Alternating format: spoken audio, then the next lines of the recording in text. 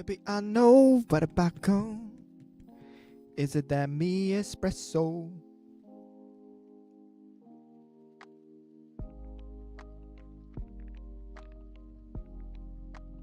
Switch it up like Nintendo.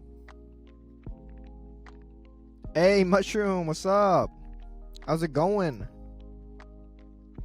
Hey, Fee, what's up?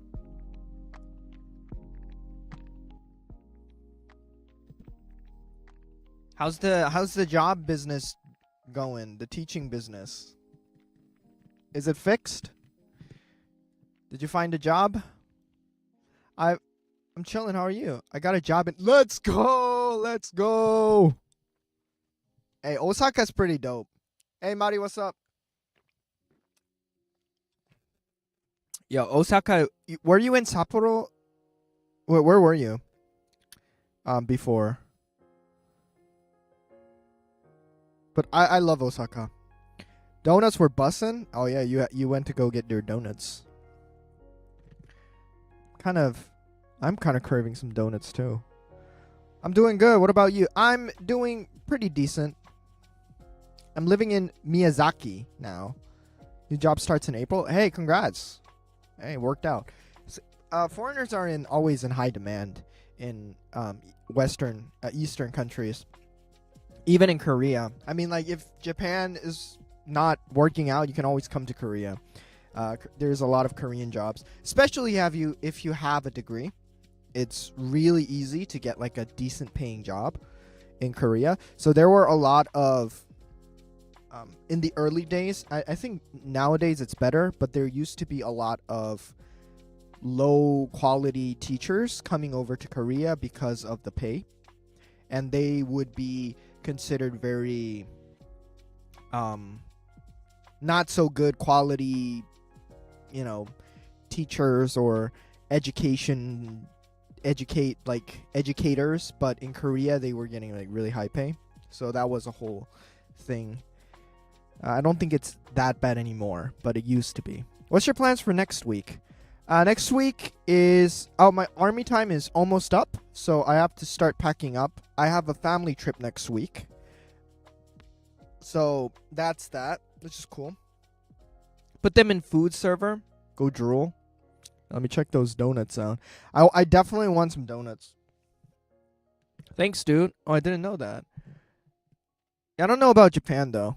So, yeah, so if Japan's not working out, Korea definitely is a good alternative. And the language is pretty similar. Wow. Candy donuts. Holy shit. Those look... I don't know how I feel about these. They have wrappings on them. They look good, though.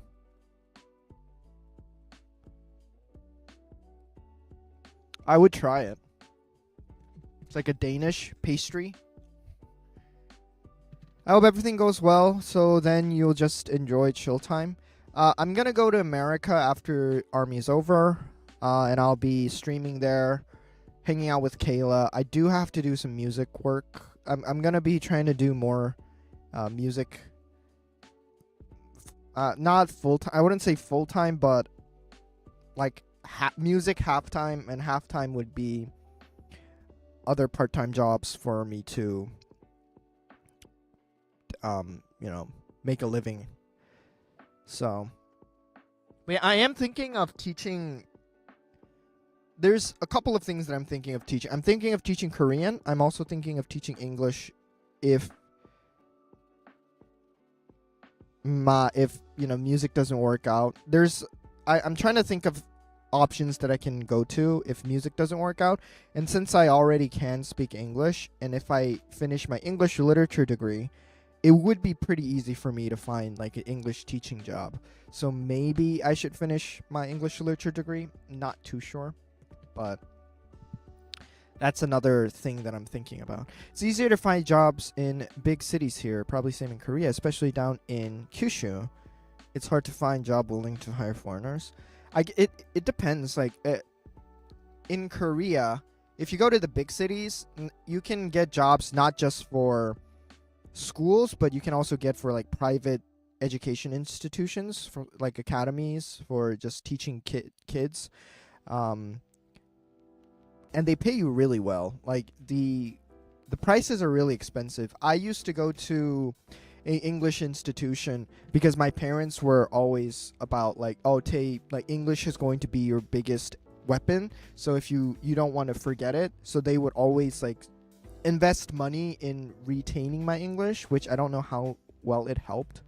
But they would spend like $300 a month for, it would be like 2 classes a week. Hey family, what's up? What's up? What's up? It would be like 2 classes a week, and for a month it would be like $300 in total. So I don't know how much that would cost, but anyway, it was expensive.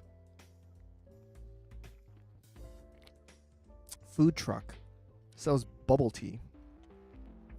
We good too. Your English is so great. For how long will you stay there? Yeah, planning for new songs. New songs, I'm thinking about it. I'm not sure. I do have a snippet of it. Maybe I'll play a snippet for you guys. If I can find it.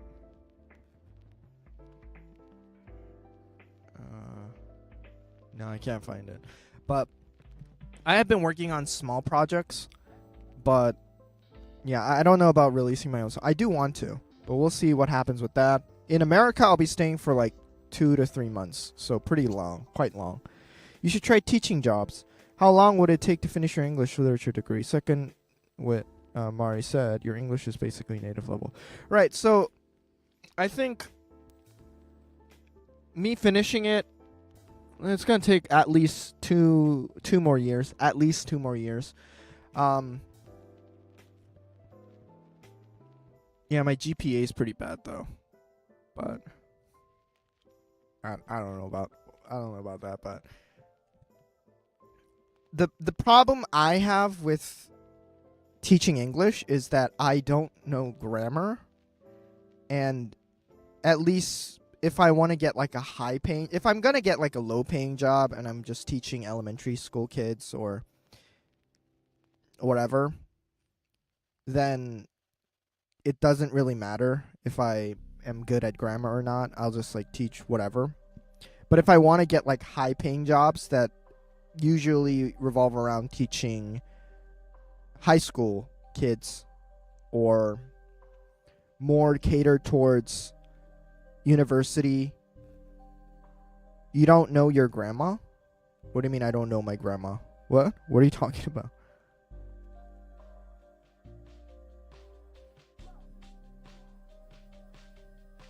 So when it comes to that, I will have to know. Oh, grammar, not grandma. I was like, what the fuck? Why are you saying grandma? Grammar.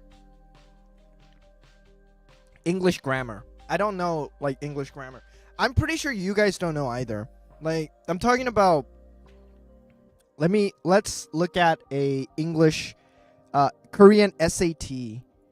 I hear that, brother. C's get degrees, though. I bet you could learn grammar within 2 years. That's true. I mean, I could. Thought you said you wouldn't want to be a teacher. I don't want to be, but if I need to pay the bills, I guess it could work. That's great. Yeah, I mean, if songs don't work out for you, good job. You can still have it as a hobby. But I wish you luck with that. Thank you. You have an English grandma? No, English grammar. You know what you're saying.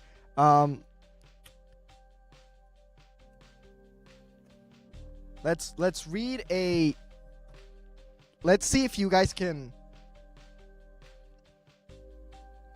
solve this.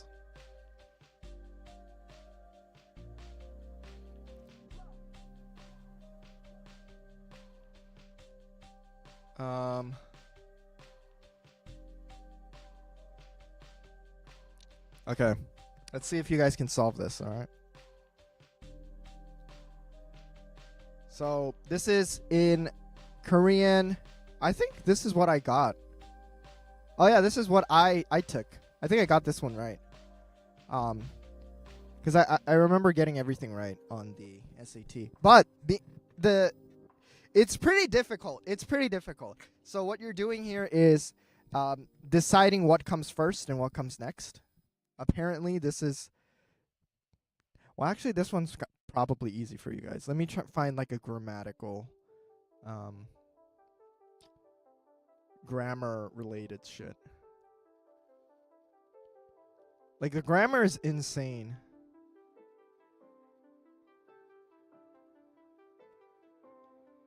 I don't know if these... the fuck are these high school kids? Right. God damn it, Bing. I hate you, Bing. I don't know why, but...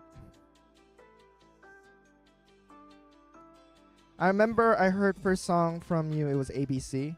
Thank you. ABC is definitely one of my best. So this one was the highest. Okay, let's see. So, okay. This one's pretty decent. 24% of students got this question right. Let's see what it is. So we have to decide in which space that this sentence goes. So see if you guys can get this right. Retraining current employees for new positions within the company will also greatly reduce their fear of being laid off. Okay. I see also. So we'll see. Introduction of robots into factories while employment of human workers is being reduced creates worry and fear. It is the responsibility of management to prevent or at least to ease these fears. For example, robots could be introduced only in new plants rather than replacing humans in existing assembly lines. Workers should be included in the planning for new factories or introduction of robots into existing plants so they can participate in the process. It may be that robots are needed to reduce manufacturing costs so that the company remains competitive, but planning for such cost reductions should be done jointly by labor and management. Since robots are particularly good at high, repetitive, simple motions, the replaced human workers should be moved to positions where judgment and decision beyond the abilities of robots are required. My brain did not register any of these. I ain't doing your homework. My guess is 2. My brain didn't register. So it's like kind of, what do you call it? It's a skill, because even if you are fluent in English, it's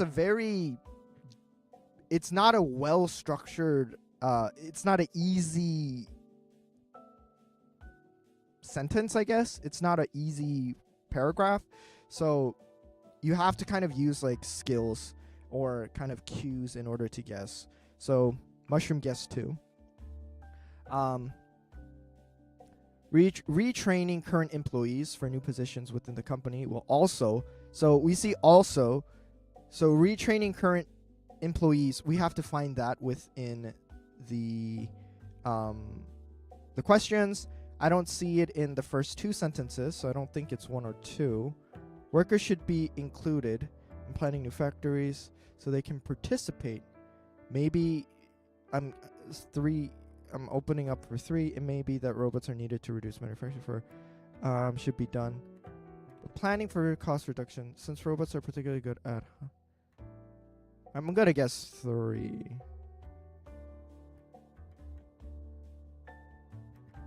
I'm gonna guess 3. Okay, let's see.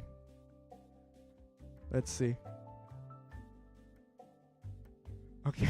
It's number 5, guys. We're fucking stupid. God damn it.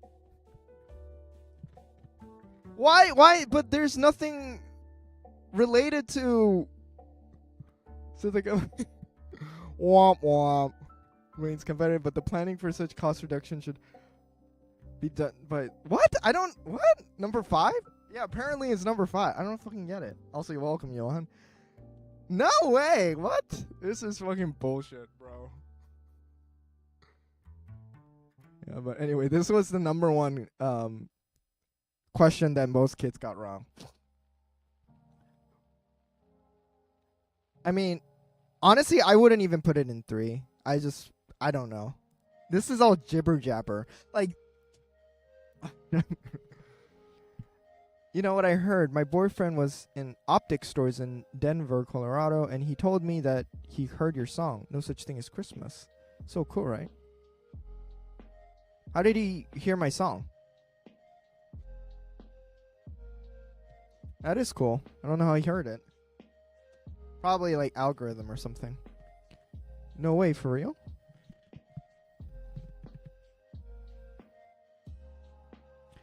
Yeah, but these are basically, I wouldn't say this is like the average level of all the English questions. I would say there's 2 questions in this level of difficulty, and then everything else is pretty simple.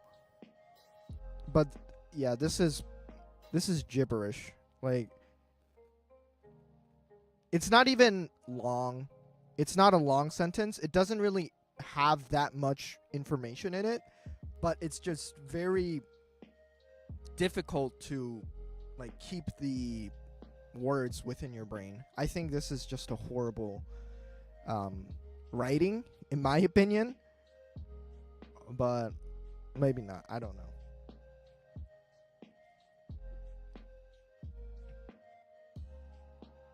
I don't know how, but I think it's cool. That is cool. Maybe it was in like his Spotify algorithm or something, which is cool. Yeah, I should definitely write another Christmas song. Um, should be like a yearly event. But yeah, this is one of those questions that um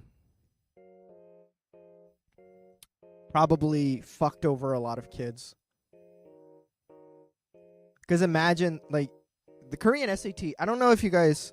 I don't really know how the SAT works. I always say Korean SAT because that's like the equivalent. But in Korea, we have this really big exam that almost all high school seniors take. I would say 90% of high school seniors take it every year, and even more so. People who already graduated but want to try again in university. So they all take these exams, and you sit there and you start with the first class that you go in. You have 80 minutes. I think it was 80 or 90 minutes of literature, and then followed by 20-minute break, and then you have 100 minutes of math, and then 20-minute break, and then you have, I think it was 60 minutes of English or something, and then you have lunch break. You come back, and you have social studies or science, depending on what you chose, and then second language, all in one day. So you go home around like 7 o'clock, and the whole day you're just taking the biggest exam in your life. I would even say the biggest exam in your life. Depending on, for most people, it's the biggest exam. I took it twice because I was not happy with the first time, so I graduated and then I studied for another year, and then I took the exam again. Oh my god. The pressure is insane. It is insane, especially like because I have dyslexia, and the first like period is the literature period, and it's like, bro, it's twice the max. No, you can take it infinitely. There is no limit, but the questions keep changing, and it gets harder every year. So it's better for you to just take it quickly, because each year, the questions get harder. So it's more, what do you call it? More effective to just get it done quickly. They stopped flights during that time, right? Sounds similar to SATs, but longer. I think we ended in the afternoons as opposed to 7 p.m. Yeah, they stopped flights. They stop traffic because they don't stop traffic, but they control traffic. It's the government postpones everyone's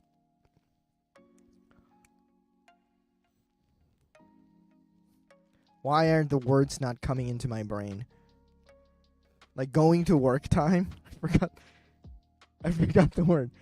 Commuting time. The commuting time. They postponed the commuting time.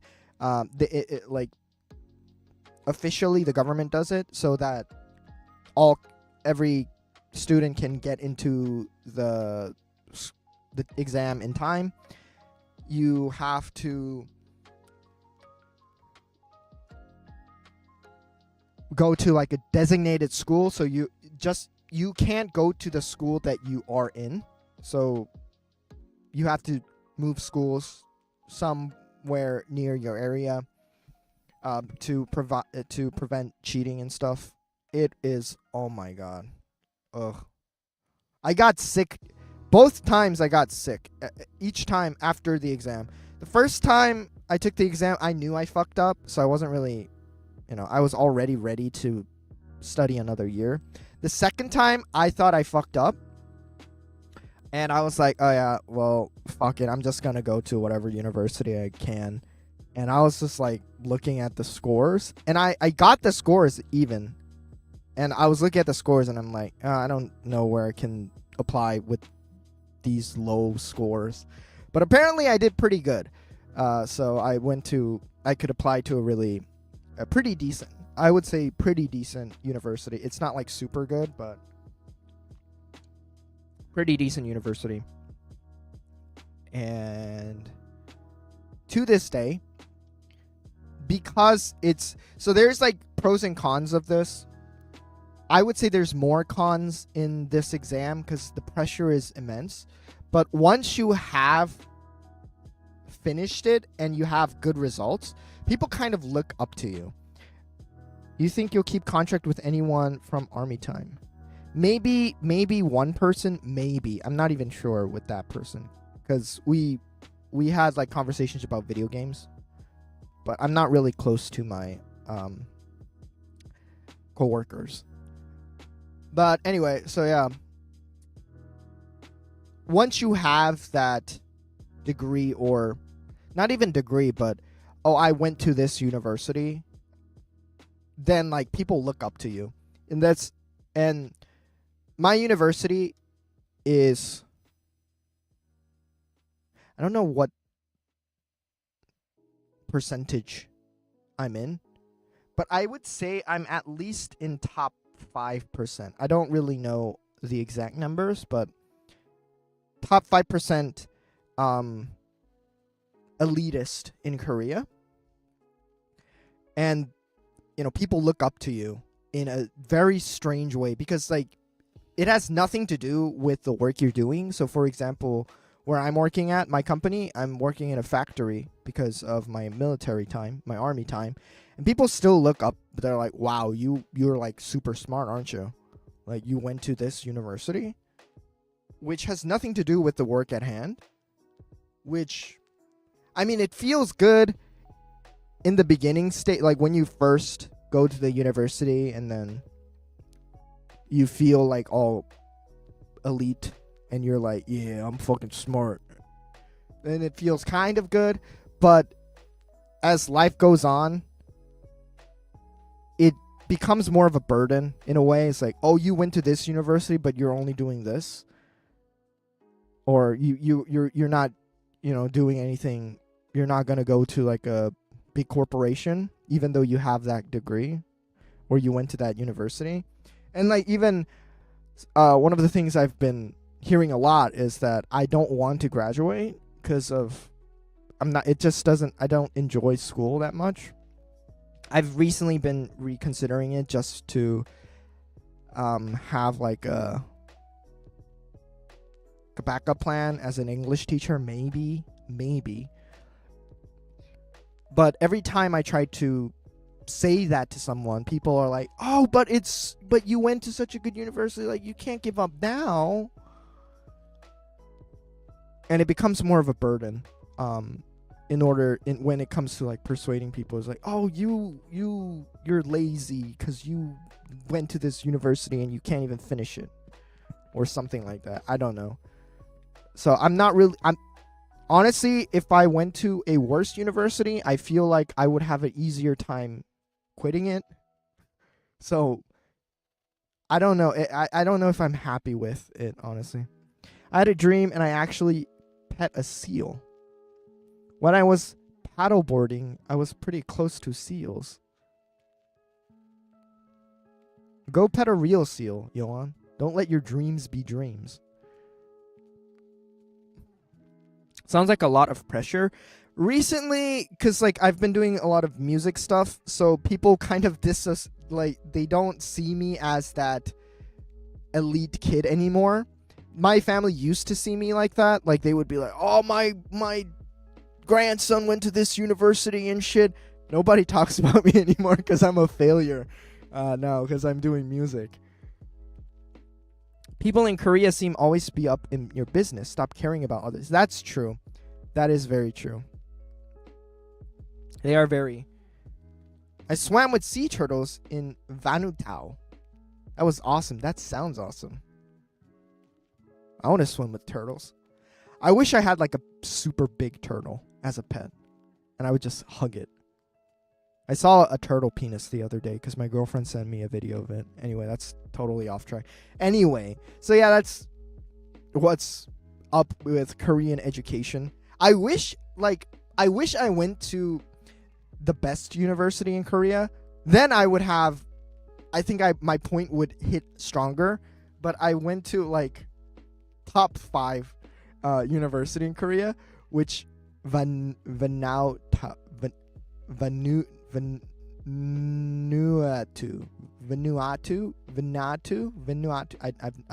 never heard of it, man.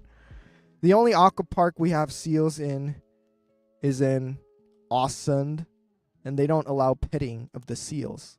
I've been there enough to know. They also being rude and bite.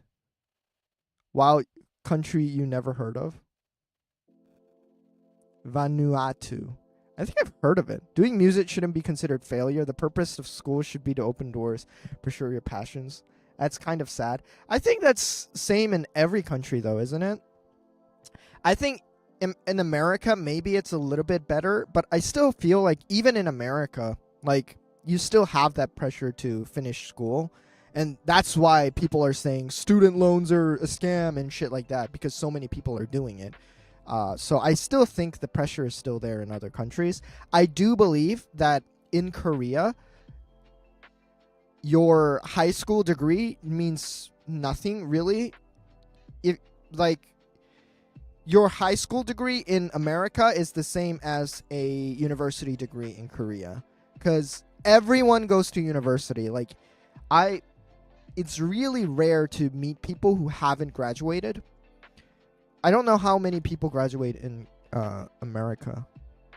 I wouldn't know the numbers. I'm gonna guess like maybe 60% of people graduate from university in America, maybe. Not too sure.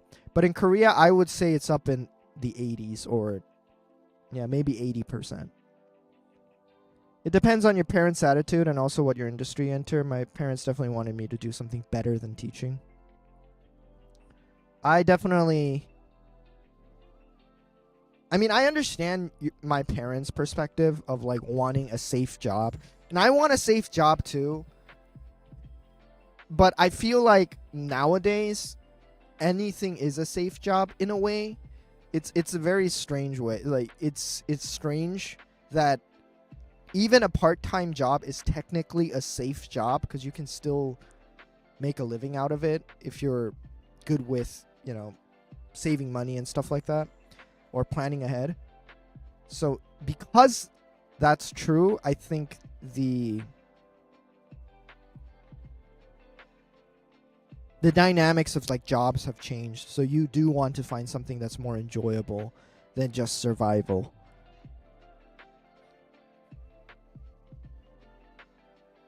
And you have a lot of backup plans as well, compared to back in the days when you really didn't have anything else you could do as backup. Any special plans for when you go to the US? Places you want to see? No, America's pretty boring, especially Pennsylvania. Like, what am I going to do in Pennsylvania? They got Philly cheesesteaks. Eat some Philly cheesesteaks? Yeah, probably. Go to Taco Bell. Yeah, but mostly I'm just going there to hang out with, just be with Kayla. It's not even like hanging out with Kayla. It's just being with Kayla. And I'll find stuff to do. Philly cheesesteak. Philly cheesesteak does sound bussin' right now. Go to Clearfield and eat a big burger. Is Clearfield in Pennsylvania?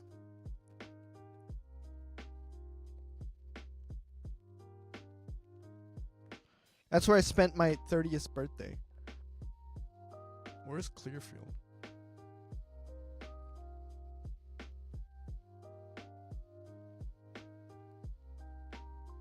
Where is this? It's in Minnesota. It's too far away.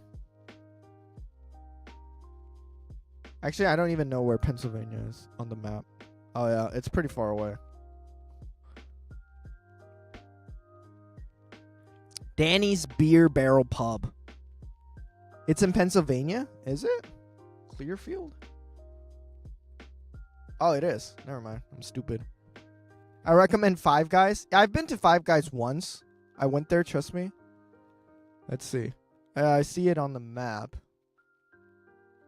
I don't know where Kayla's house is. Oh, I think it was, it's Conestoga. I heard it's near Pittsburgh, so.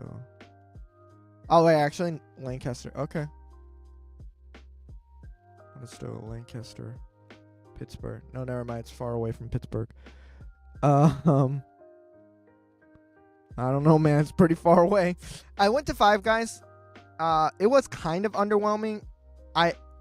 Okay, so I don't know what you guys get in Five Guys. I just got a cheeseburger. And they just gave me bun, patty, cheese bun. And that was it. Is that normal, or did I have to add in more ingredients? Because I did. It was like, I was in Pittsburgh for like an hour. No, I'm closer to Lancaster, so Philadelphia is closer actually. So yeah, Philadelphia. I think it's like an hour or 2 hour drive from Philadelphia, where Kayla lives. You have to add more. There's a list of toppings. Oh, okay. I'm fucking stupid. I just went there. I always did grilled mushrooms and onions. I didn't know. I just went there and I was like, "Can I get a cheeseburger?" And they were like, "Okay." And they gave me a fucking cheeseburger, and it was like literally bun, meat, cheese, bun. You know, people have cars, right? What? Yeah. I mean, I can't drive. I'm gonna have to ride my girlfriend's car. We drove from Toronto to Clearfield. They should have asked you. Oh, is Hooters... Okay, I didn't even see that, Yohan. Is Hooters food actually good? It's fucking buffalo wings. Don't they serve like buffalo wings and beer? It's for you're there to see the girls. You're not here to see the food. Actually, I do want to go to Hooters. Just to say that I went to Hooters. Maybe I'll take Kayla and her friends to Hooters. They should have asked you about toppings. Was on my bucket list. Toronto to Clearfield. Oh yeah, I did hear that Canada is right upstate. Yeah, there you go. Soon to be state in America.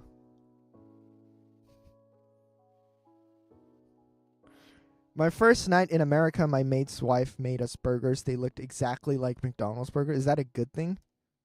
Hey, Glaze, what's up? I've never been to Hooters. I mean, yeah, rightfully so. Can babies go to Hooters? Like, can kids go to Hooters if they follow their parents or their dad or something? Is that possible? Or is like Hooters only 19 up? I went to Hooters in Thailand. Should be called Chirpers. There was no Hooters. Why are they called Hooters? No idea. Yeah, I don't remember because my parents don't drink. It wasn't a good thing. They were McDonald's cheeseburger. Okay, yeah, McDonald's cheeseburgers are not. You know, because of the big bazoombas. The eyes of the owls are like boobies. Okay. The ladies in Thailand do not have Hooters. Yeah, they're Asian. Most of them don't have breasts, bosoms. Was all a lie. I've never been to any bars. I've been to one bar in America. No, I'm not looking for the word bar. More like adult themed places. Like, and in Korea, I've been to like cocktail bars, but they're just chill. Like, it's more of a dating spot. I've never been to like wild places. I'm talking about like clubs or like sexually active places, will I say? Like places where people are there to like hook up or like pick up people. I've never been to any place. Honestly, I think I fantasized about it when I was in high school. But looking back now, I am scared of catching something, so I definitely will not. I don't think, even if I was single, I don't think I'd be going to those places actively. Do you know they serve food at strip clubs? I did not know that. Meat markets, we call them. I'm wrong. I think it's because your eyes pop out of your head when you see them. Oh, is that why? The Owls mascot has extra big eyes. I don't fucking know. Like, I don't care. But I do feel like if you apply for Hooters and then you get accepted, that's a good ego boost. Wouldn't that be a good ego boost? Wouldn't you be like, hell yeah, I got fucking accepted at Hooters, boys? I feel like it would be. If I was a girl and I applied for Hooters and I got accepted, I wouldn't go. Honestly, I wouldn't work. I don't think I'd like being harassed. But I don't know how you gonna go in America, guy.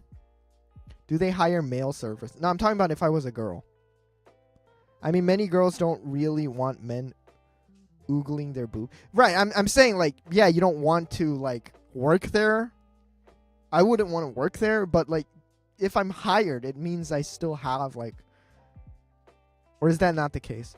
My mom told me when she went to Stockholm with her class, a group of them went to the bar. The guys couldn't understand. Guys checked them out. Turned out to be a gay bar. Mushroom actually told me that gay bars are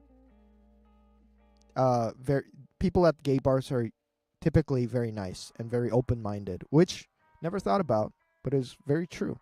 So whenever you're lost, look for a gay bar. I'm doing all right. Moved. Oh.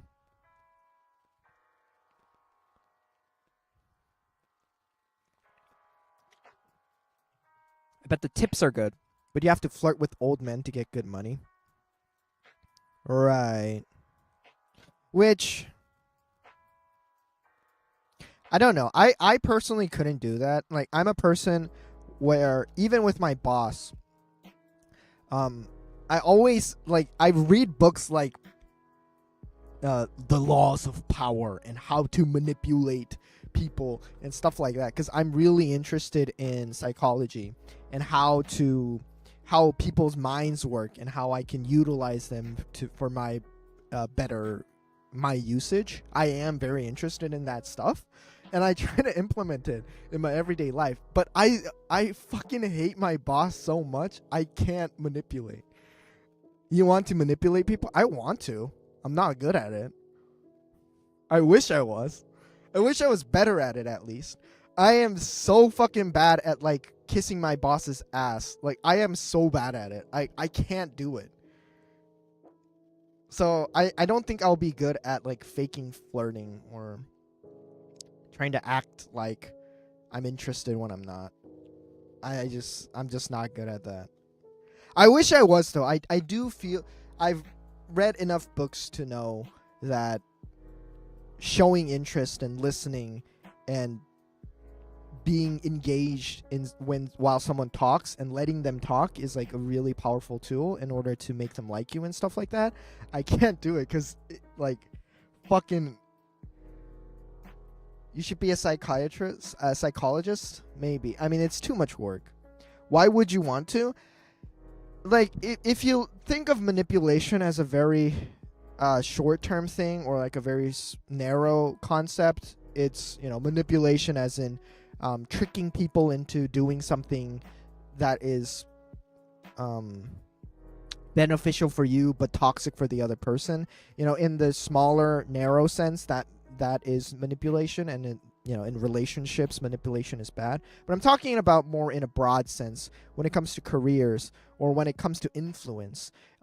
Manipulation as in controlling people's actions, like convincing people in a presidential election is a type of manipulation in the people's minds. So you are making them take action on something that you want them to do. I could never, too afraid of karma. Now, I'm not saying it in like necessarily a negative way, right? Like obviously I wouldn't utilize it in like a negative way where it harms people. Maybe it's rude, but I think it might help you in the century to know how to manipulate, though, with bad people, of course. I think even with good people, I'm using manipulation in a very broad sense. I know it might not like feel good for some people when you say manipulation, because it has a very bad ring to it. But I'm talking more about making people do what you want to do without telling them to do it, or in a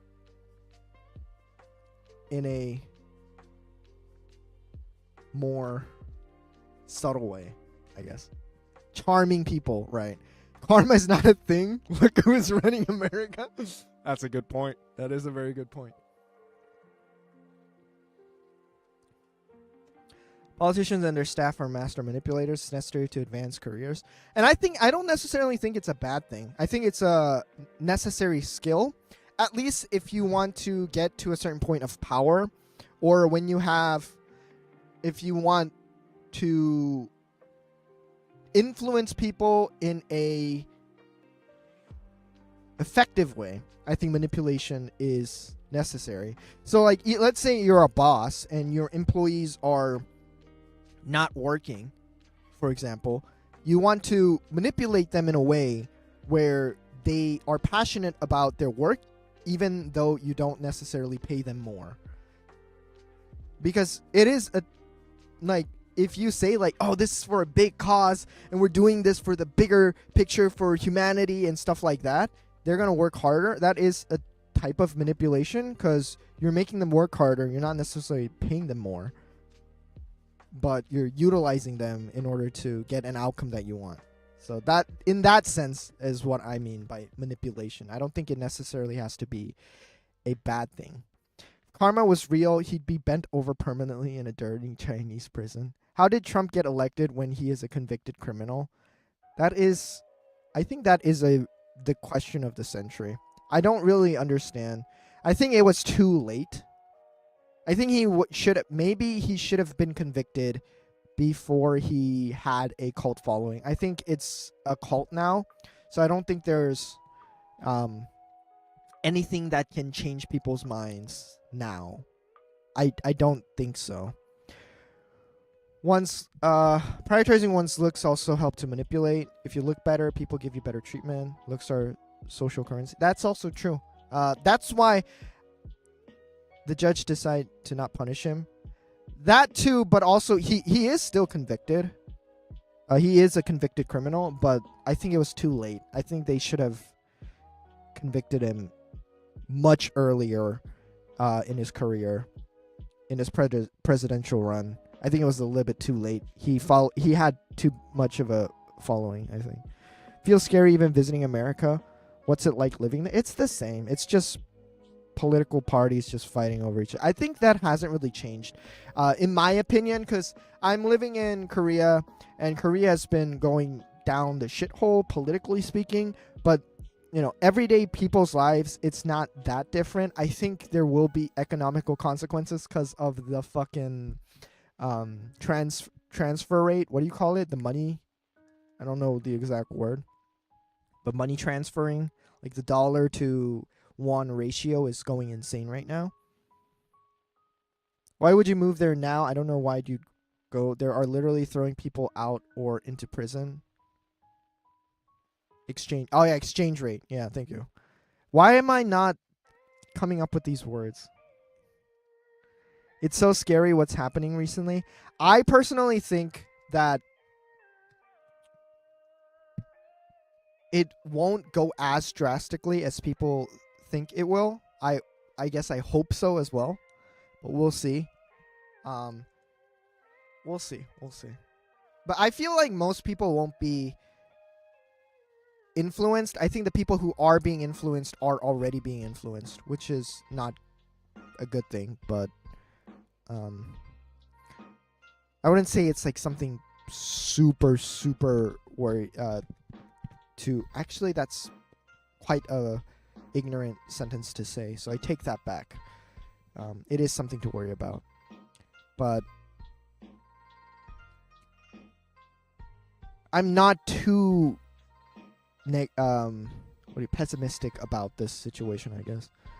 That country has been on downward spirals ever since 2014. Bro, check Google Maps. He even renamed the Gulf of Mexico as Gulf of America. I don't fucking care.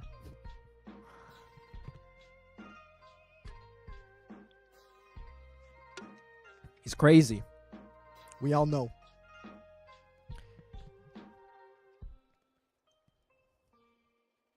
But anyway, my point is that I think politics has always been crazy.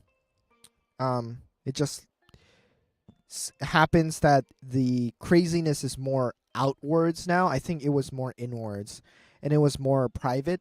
But now certain players are making it more outwards so that people get more involved. I think it's more of a power play because this is next level. I think like, wasn't it always next level in my like personal experience? It has always, maybe it's because I'm living in Korea, because we had a whole incident with our president being impeached. This is the second time the president has been impeached, by the way, in Korea. So before martial law, we had another president, and she was in the same party as the current president, but she basically, it turned out after some investigation that she wasn't making decisions, and there was another third-party person making a decision, making all the crucial decisions, which was a random rich girl making all the calls in all the important calls in the Korean government. So that was a whole thing, and she got impeached, and that was like a whole fuss. We survived that. We had another impeachment this time around. And it's a whole fucking fuss again. And to me, it just feels like the same situation. It feels big, and it is big, and I hope that it gets resolved in a peaceful manner, quickly, promptly, but I don't think it's new. So I'm not too worried about politics. Maybe I'm naive. Some people call me naive, but it's mostly coming from experience. Because I've seen it. I've seen the responses of other people. And I just don't see... I don't think it's new. I think that's the best way to put it. Ignorance is bliss. Maybe. Turning 16 next Sunday. Congratulations. We gotta sing you happy birthday, Fee.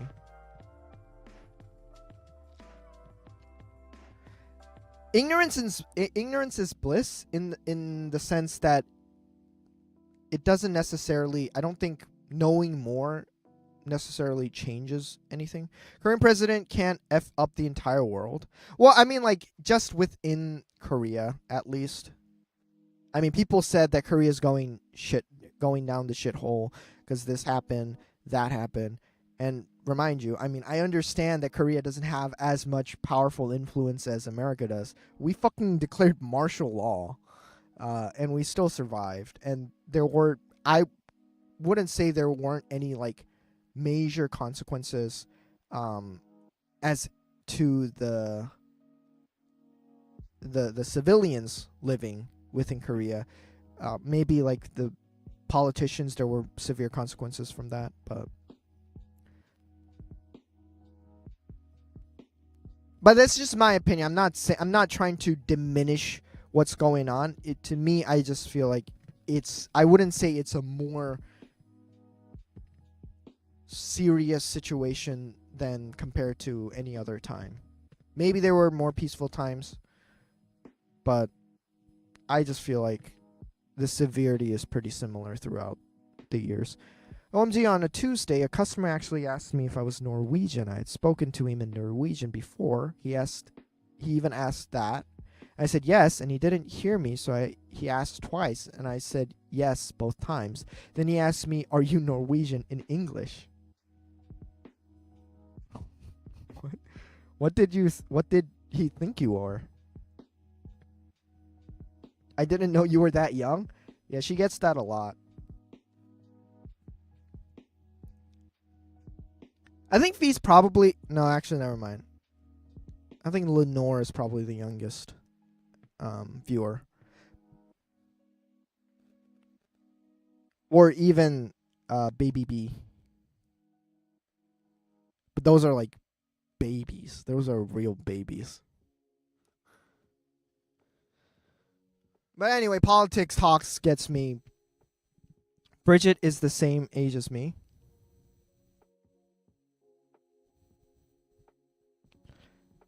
I've tried to be more neutral about politics. It's really hard to be neutral about politics because the feelings that people have are extremely strong. And I'm not saying like neutral as in having a neutral stance in like agreeing with this on one side and agreeing this on one side. I don't think that's mutual. I think that's... I don't know. I don't know what that is. I think that's just being stupid or being blind. I see people who are like, yeah, Trump, I know Trump is bad, but, you know, he's done this. He has some good. And, you know, I know this. I don't think that's smart. When I say mutual is I don't necessarily see the politicians. I see more of the opinions of the people, and I try to make a judgment not necessarily on what they believe, but no, that's a bad way to put it. I try to talk more about going down to the personal level. I try not to talk about the big pictures. Is the best way I can say. I don't know. I asked my coworkers at both my jobs. My other coworker said a mix of Norwegian, Italian, and Slavic. Can't be fixed anymore. Why are Koreans or Gunmerica your only options? No, it's not my only options. I mean, obviously I can go to like Bali or Vietnam. I don't think I can go to Vietnam. Can I go to Vietnam? I would love to go to Vietnam, honestly, even though it's like a communist country. I would love Vietnam. Find a place you can both immigrate to and start fresh. Two of my coworkers are a married couple and they're hardcore Christians. Bali, yikes. Is Bali not good? They call themselves apolitical, and I think it's a little silly because they also oppose Trump. Isn't that a political opinion? Name one good country, please. Is Bali not good? I heard Bali was like really cheap and peaceful. Maybe not. To be honest, I don't know. Blonde hair, blue eyes. But that more typical Scandinavian. I don't really know. Like you're just white. You're just white. There's white people, there's black people, there's Asian people, and there's brown people. That's how I see. Peaceful Bali? I don't know countries. I'm sorry, man. Couldn't pay me to go there? Really? Because I don't remember who it was, but there was like a guy who was like, yeah, I moved to Bali. I wasn't a millionaire before I went to Bali, but I bought a house. And then like he lives in like a really luxurious house. He was like, it's super cheap. It's good here. To be honest, I should have just told the customer, no, I'm from Africa. Where am I supposed to be from? Some people say that they can tell the difference between Chinese people, Japanese people, and Korean people as well. I call bullshit. I can't tell the difference. Especially like if, you strip them of their cultural fashion or stuff like that. If you just make them wear the same clothes, I think it would be hard to distinguish. Move to a beach area of Vietnam over Bali all day. Can you though? Do they allow people to come in Vietnam? I don't know how communist countries work. Vietnam's still communist, right? They didn't change or anything. I think Japanese people look a bit more different, sharper features. Do they? They are shorter, and their teeth are more crooked. I know that. Like, Japanese people's teeth are really crooked. I don't know about sharper features. Japan teeth. Like, they have really, I don't know what to, like, interesting teeth features. Like, they have these pointy, like, almost vampire-like teeth.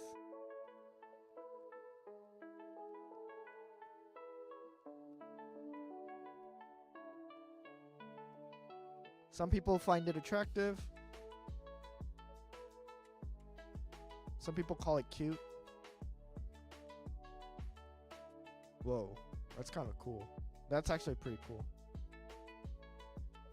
I don't know if it's... I personally don't.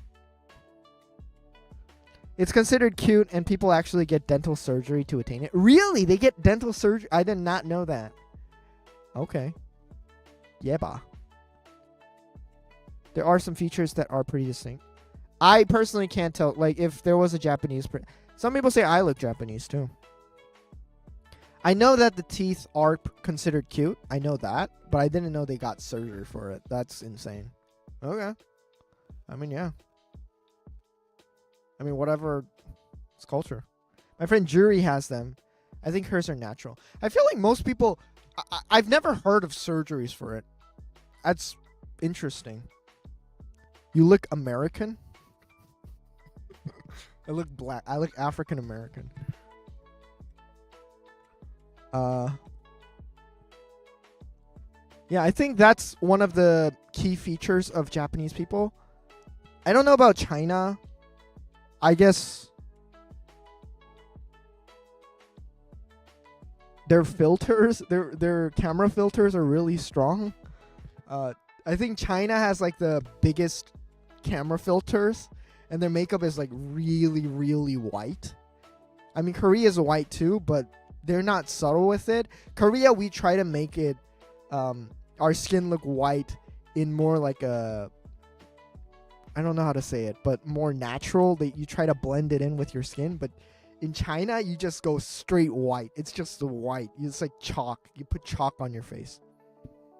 Or flour on your face. I think Chinese and Korean look more similar without any fashion or makeup. Saw this Korean stand-up guy on TikTok yesterday living in the U.S. talking about a girl he dated, telling him he was the first Asian she'd ever date. Oh, he's Chinese actually, Fee. He's not Korean. He's Jimmy, right? Jimmy Wang? I forgot what his name, but he's Cantonese. I know him. I thought he was Korean too. He looks Korean. He's pretty big. He's a big comedian. Love him. Yeah, it's confusing and it's sad. It's sad because people are like, "Oh, you're racist because this guy's actually Korean. He's not Chinese." But you're stepping in a trap because I personally, if I had to like guess people's race, I probably couldn't. I would just go straight up, just go, "Oh, they're Asian." I wouldn't even try to guess. Unless they ask me to guess, like, can you guess where I'm from? Unless that, I would just go, they're Asian. I wouldn't even say, like, you're Chinese, you're Korean. Because I just don't know. There's like a test on that, BuzzFeed or something. Test on what? I got an 8 out of 10. Racist? Or guessing like the race? BuzzFeed guessing race. Trying to actually guess is risky business. I wouldn't even say it's risky. Me personally, I don't care if someone calls me Chinese. Which country they're from. I don't care if like people call me Chinese. I really don't. Because I understand where they're coming from. They're like, they just... It does show that they're not really culturally educated, I guess. Because most people would know the difference that there's more Asian countries than China. But if you say China, oh, are you Chinese? It just means that you think China is the only Asian country, is what I kind of think. So I don't really, I think it speaks more about the person themselves than my self. So I don't take it personally. I was at a bar in Thailand and assumed other white people spoke English. They didn't. You see other white people and think they are the same as you. They didn't speak English. Oh, yeah. I had that experience. I had one experience. I went to Jeju Island, and my grandparents and my aunt are like super nosy, and they know I speak English. And there was this white kid. I don't know. Maybe he was like Russian or something. I don't know. Maybe. It was a long time ago. And my grandparents were like, my aunt was like, "Hey, Tay, come here. Talk to this white boy. Talk to this white boy in English. Come on, go talk to this white boy in English." And I was like, "Oh, okay. Hi, what's your name?" And he was like, "Huh?" I was like, "Oh yeah, like what's your name?" So like, my name is Tay. What's your name? He's like, "Huh?" And we were like, "What the fuck is going on? Why does he not understand English at the time?" Because I was like a kid. I was like 10, I think. So I thought all white people spoke English. But yeah, I definitely feel you, family. China is also not genetically homogeneous. They have different ethnicities. To be fair, the Mongols raped everyone. I don't know, R-word alert. R-worded everyone in Asia. So most people have Mongolian blood in them, and that's why Asians look alike. Not all Chinese people speak the same darn Chinese. That's true too. China is a big ass country. A lot of people there. Like people thinking Scandinavians speak the same language. I don't understand shit, or Norwegian or Swedish. Always have to switch to English. Technically, we all have a little bit of Mongolian in us. But I think Asians especially, because like in Korea, I don't know. Do you guys have the green butt when you're babies? When babies are born, in Korea or in any Asian country, usually the babies have green butts. And I am Asian. Shut up. Do you know the green butt? Like the baby green butt? We call that the Mongolian spot or something. I don't know. It's bluish. Yeah. It's like bluish, greenish. It's like we call it Mongolian blush or something. I don't. It's like a birthmark, right? It disappears. That's the crazy part. When you're a baby, it's there, but as you grow up, it disappears, which is fucking insane. But you know that your ancestors were sexually abused by Mongolians if you have the green butt. Is that common in Koreans too? Yeah, it's common within any Asian country that the Mongolians sexually harassed. I saw it on my sister and I'm like, what the fuck is this? You know which country speaks the most dialects? The UK.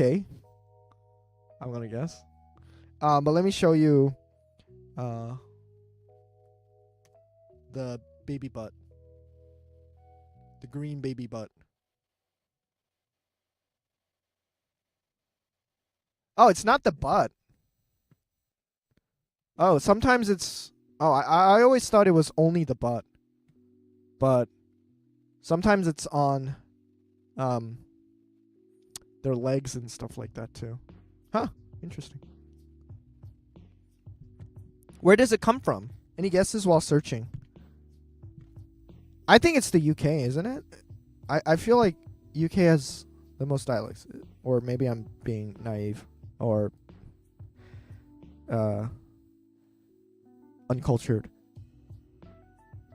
Apparently, it says 97% of Korean babies have the spot. Nori has many dialects too.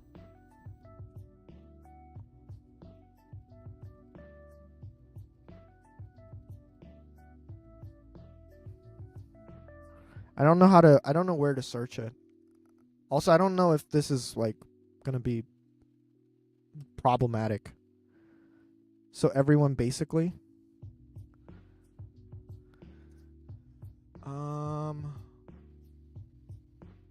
Yeah. I don't feel like this is gonna get me banned or anything. It's a baby. It's not sexual or anything. So, yeah. So like, it varies. Like it could be like this. You see like spots like these. I thought it was on the butt only, but apparently like there's stuff on the legs.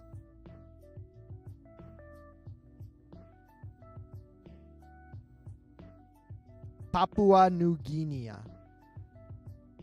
don't know how to pronounce that properly. And you are talking about green bubs. New Guinea. New Guinea? Fuck. I know that country. Fuck. New Guinea. New Guinea. Fuck. I know it. I'm cultured. Fuck. But that's not green. I mean, it's kind of green. It's like bluish greenish. We call it green. I always thought it was green. But yeah, so we were. It's a Mongolian birthmark that disappears, which is crazy.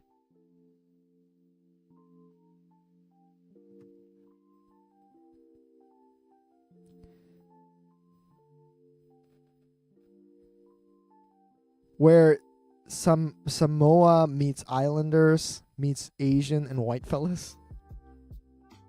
Papua New Guinea. I know that country. I just don't know how to pronounce it. Plus hundreds of isolated tribes.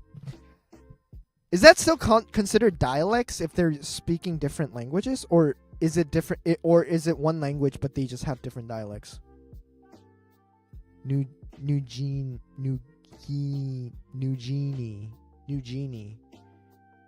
Guinea.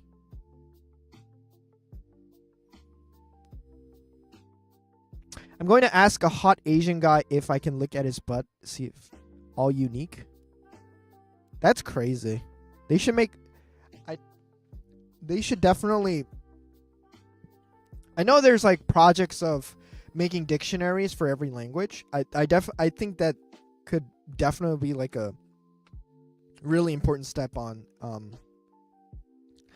learning about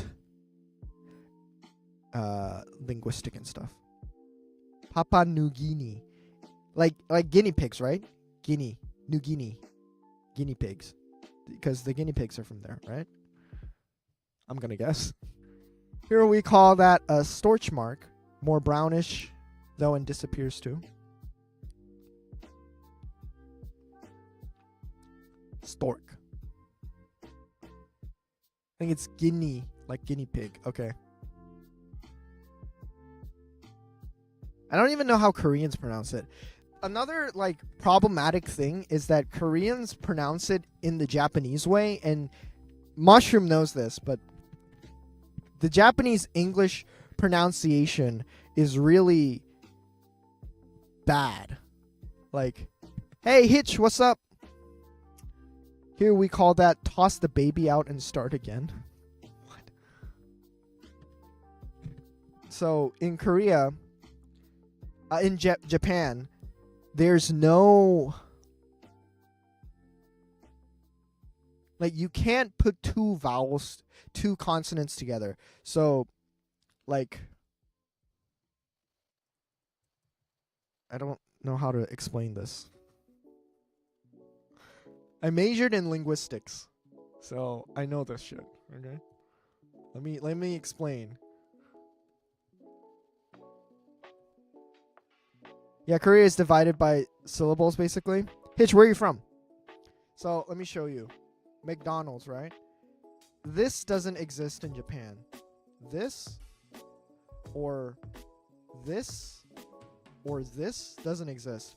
So after every consonant, there has to be, most cases, there has to be a vowel. So if McDonald's, I'm from Canada, but I am Korean. All right, welcome. So in Japanese, the Japanese pronunciation of McDonald's would be Mac Do Na Ru Do. Right, so they have to have consonants in between. If you guys didn't know the pattern, I know a lot of people know this, but you can't put two consonants together. So Korean English was influenced a lot by Japan. So a lot of our country names have this kind of problem.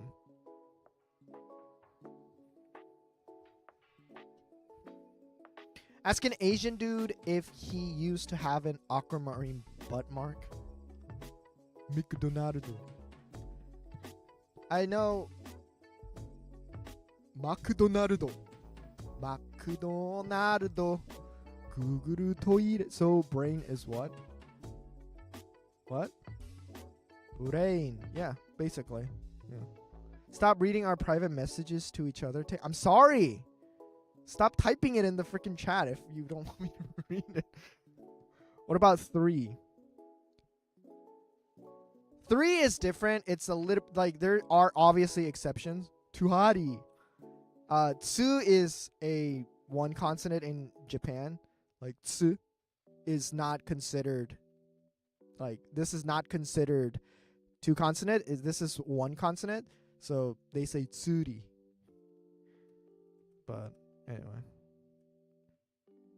it's interesting. I think it's interesting. But for example, Marx, as in Marxism. This is Marx. This is Marx. Was it X? I don't know. But in Korea, instead of saying Marx, which is probably the proper pronunciation of Marx, we say it the Japanese way, which is Marx. And people think Marx is the actual name of Marx. But this is a Japanese pronunciation of Marx. Marx. But anyway, yeah, I think it's super interesting.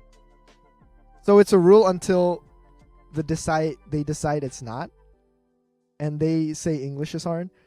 We have the word host in Danish, meaning harvest, can't be pronounced by French people since H isn't pronounced, O doesn't exist, and st doesn't pronounce at the end. Damn. How do they say it then? You go by the Japanese pronunciation? Interesting. Yeah, because a lot of... So we were colonized by Japan. I don't know if you guys knew. It was pretty bad. Back in the days, it was pretty bad. And all of our new culture or new knowledge comes from Japan. So all of our medical text comes from Japan. So like anything Western, there's no direct learning from the Western countries. We learned it from Japan. So mathematics, like modern mathematics, a lot of the words are Japanese words. A lot of philosophy, or when it comes to ideologies, most of them are from Japan. Incredibly sad. This is news to me. Are you joking or are you serious? The way to pronounce it is like hust. Skinkerdoodle. What the hell is that?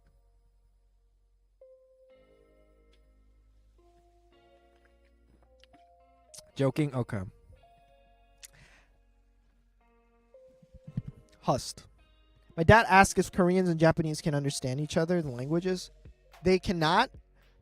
But very interestingly enough, they can't understand each other, but the grammatical patterns are exactly the same. And a lot of English words are exactly the same. So, for example, pen or phone or orange juice or stuff like that, we share those same patterns.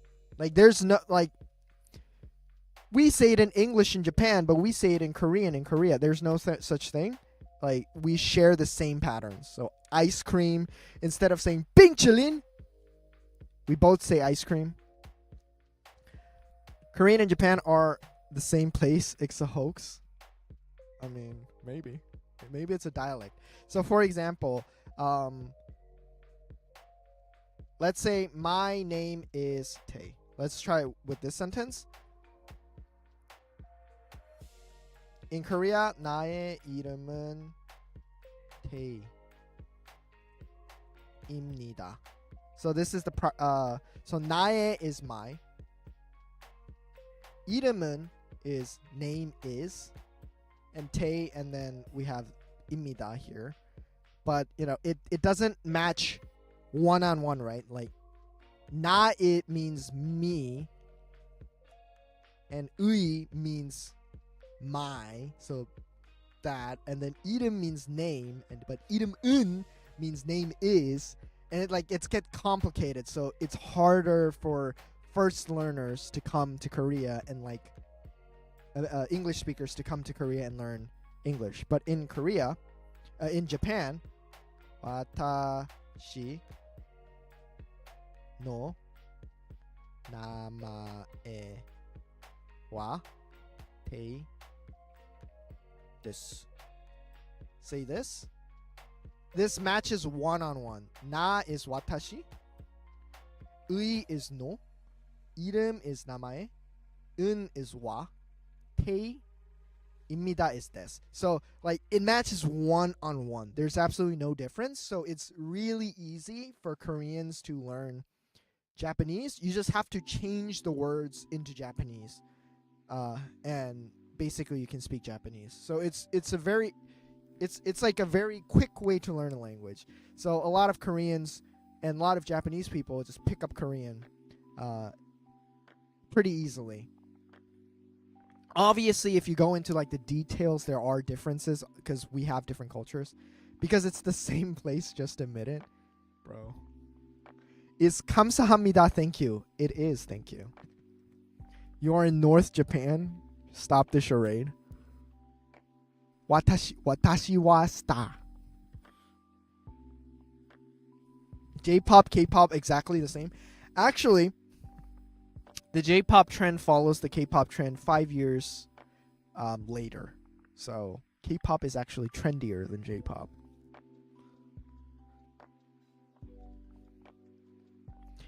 I think Japanese fashion, I don't know about Mushroom, but is the Japanese fashion changing? I feel like Japanese fashion or the Japanese trends are slower than Korea in my personal experience.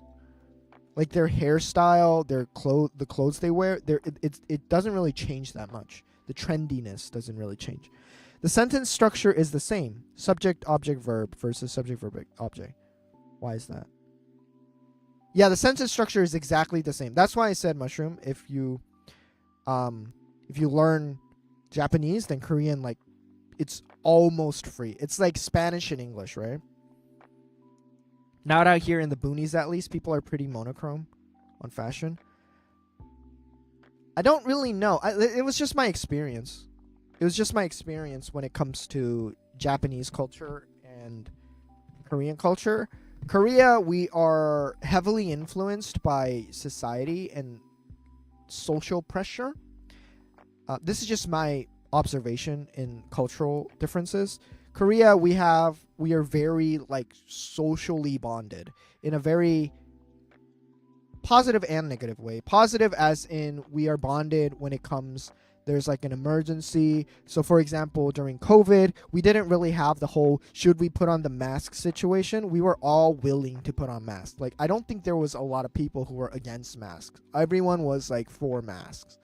The vaccine was a little bit different, but I think even vaccines, I would say like 80% 80% of people were on board. So there's this very strong bond, which could be a positive thing, but in the negative side, if you don't fit in, then you're kind of lacking. So if something goes trendy and people start following it, and if you don't follow it as well, then you kind of lag behind, which means that you're not really fitting in with society, which means you have to be constantly changing your social style, or you're constantly dancing. And I felt that extremely strong with my ex. My ex was one of those people who were like always trying to do what other people do, not necessarily because they want to, but they want to because other people want to as well. So that was a whole thing. I think in Japan, there's more of an individual culture where people are more individualized and they don't really necessarily care about each other. That's why the word hikikomori, which means, I don't really know what it means, but those are people who are basically living in their homes and don't go outside. Like socially awkward people who are like extremely socially awkward people who actually do not go outside at all for like years. That culture comes from Japan, and isolation culture. Like, there's a lot of depressed people in Japan because of these reasons. And I think maybe that's why individual like trends or individual favoritism is more preserved in Japan compared to Korea, where everything is constantly changing. I think Japan's society is also very one-minded. The nail that sticks out gets hammered down. I think young people follow fashion trends the most, though. Okay, so I mean, this is just my observation. Obviously, I don't really know too much about Japan, but that was just my observation in Japan. The nail that sticks out gets hammered down. I do believe that, but I still feel like there are subcultures, like strong subcultures in Japan. Maybe correct me if I'm wrong, but like there's like these extremely unique fashion trends that keep their place. Like, they don't go out of fashion, they're just doing their own thing. And there's like this circle that does kawaii fashion. There's this circle that does Harajuku street fashion. There's this circle that does like that doesn't fucking care about fashion, and there's this circle who like does care about fashion. That's how I see it, compared to Korea, where everyone's just doing everything. Everyone's just trying to be the same. Maybe not. Maybe that's just my guess. How do they survive not going out for years? They deliver, or they go out like minimum amount, and they usually work at home. Hype brands like Supreme are pretty popular. I think if I lived in a big city, I could see the trends more. Yes, there are strong fashion subcultures. Some people will look at you weird if you dress outside the norm. I guess it's not that different. I mean, I think it's not that different anywhere out in the world. I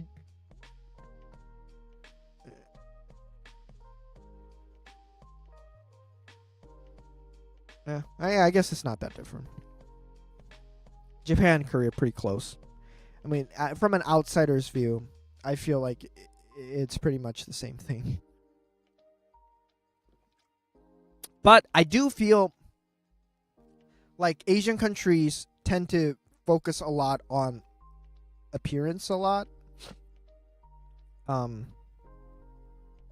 Compared to American countries or Western countries, where like I heard that a lot of people from Europe come to Korea and they're ashamed of their fashion because like people dress so well in Korea. Like, even for casual occasions, like nobody just wears a shirt, especially like girls or females. They don't just wear a random shirt with pants. They always have to dress before they go out. And I heard that some people get insecure about their style. Western people get insecure because people dress so well. Happily too old to worry about this stuff. Happily too old to worry about this stuff. I mean, that's true. I mean, I'm not too I wouldn't say I'm worried about this stuff or I'm concerned about it. I think it's just an interesting observation about Korea and Japan, or more of like the city life in general. People were all dressed in the 90s. To the nines.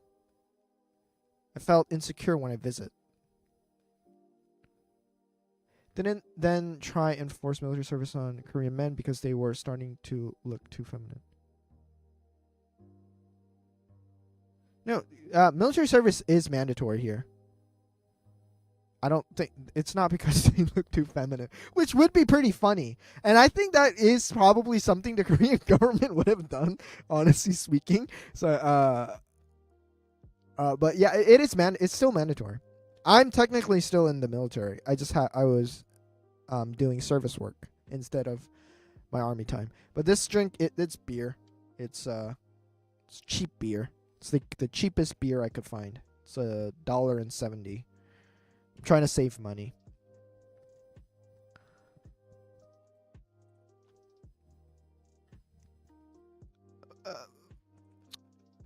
But yeah, and people stare if you don't dress well. Like, yeah. Good thing is, if you're white, people praise you in Korea. Okay, I don't know about Japan. I think Japan's probably similar.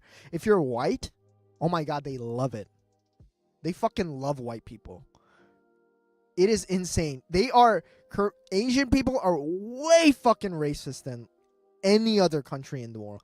And I can't, like, people are like, America's so racist and like we gotta fucking, yeah, there are some improvements that can be done. But compared to fucking Asia, bro, oh my god, Asia is so fucking racist. They call it soft masculinity.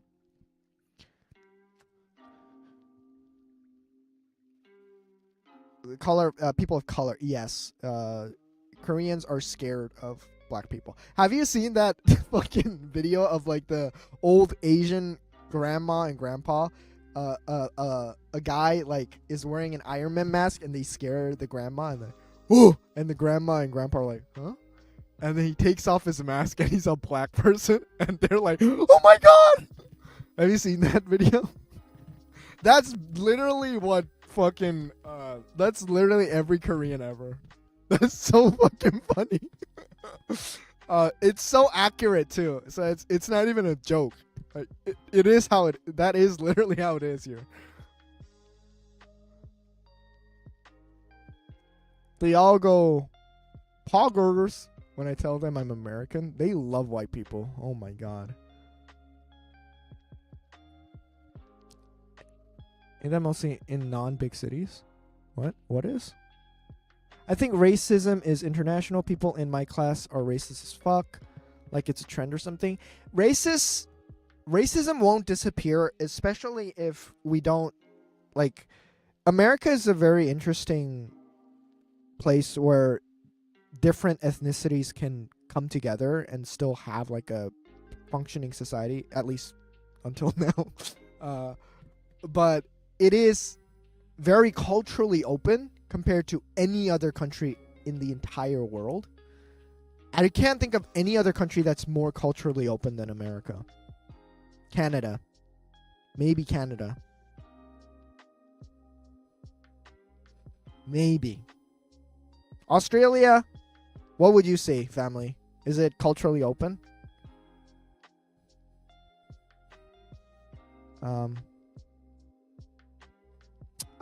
But yeah, I think obviously conflict happens within different cultural, if different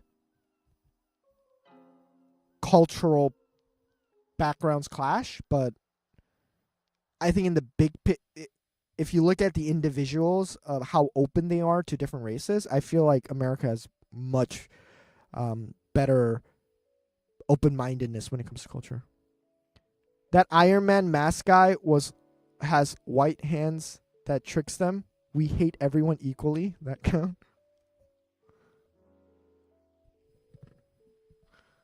I guess so. But I think, yeah, there are a couple of countries that come to mind that are very culturally open. But outside of those countries, they are fucking racist as fuck, bro. America is becoming more and more fascist. It's scary. I've heard there are rising issues with it in Germany, too. And I'm not trending to them for not being racist. I think it really boils down to individual levels. A ideological movement. I'm talking really broadly. I'm not going into any specifics because I don't really enjoy politic talks.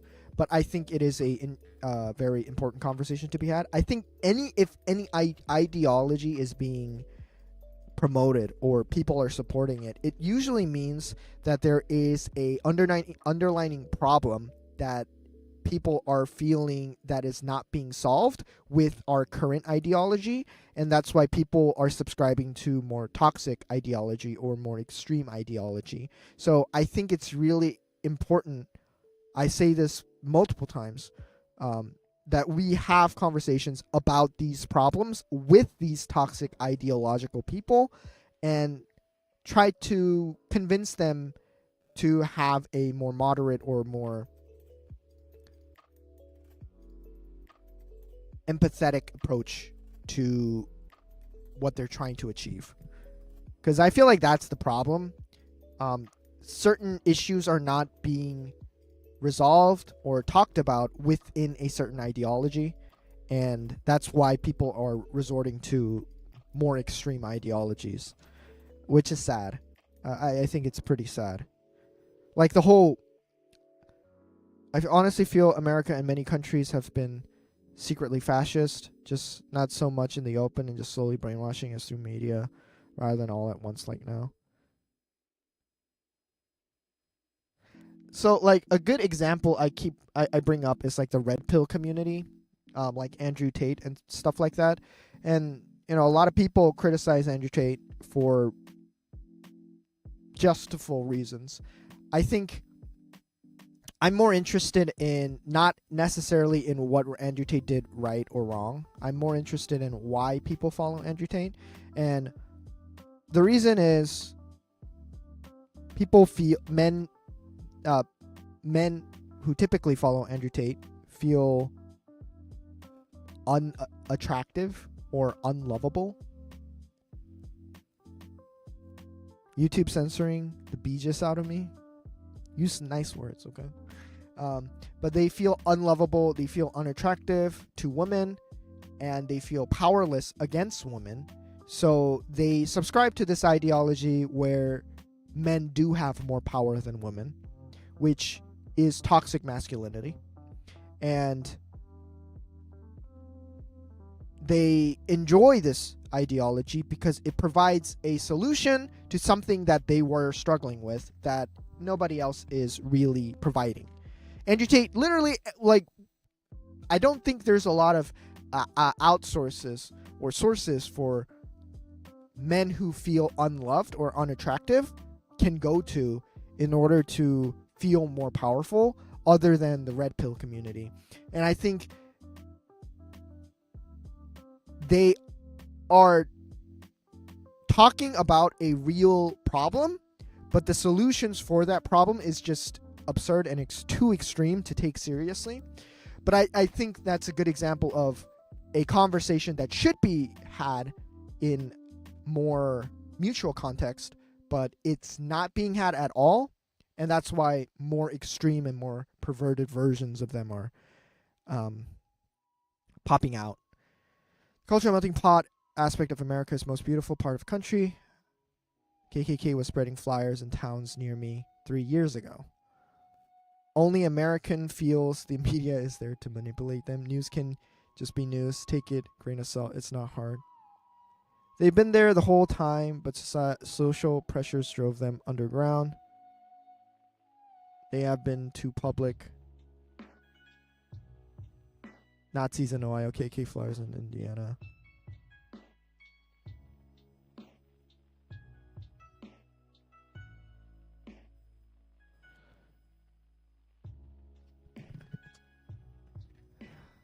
The entire U.S. media is controlled and owned by large corporations. I mean, I feel like that's everywhere in the world.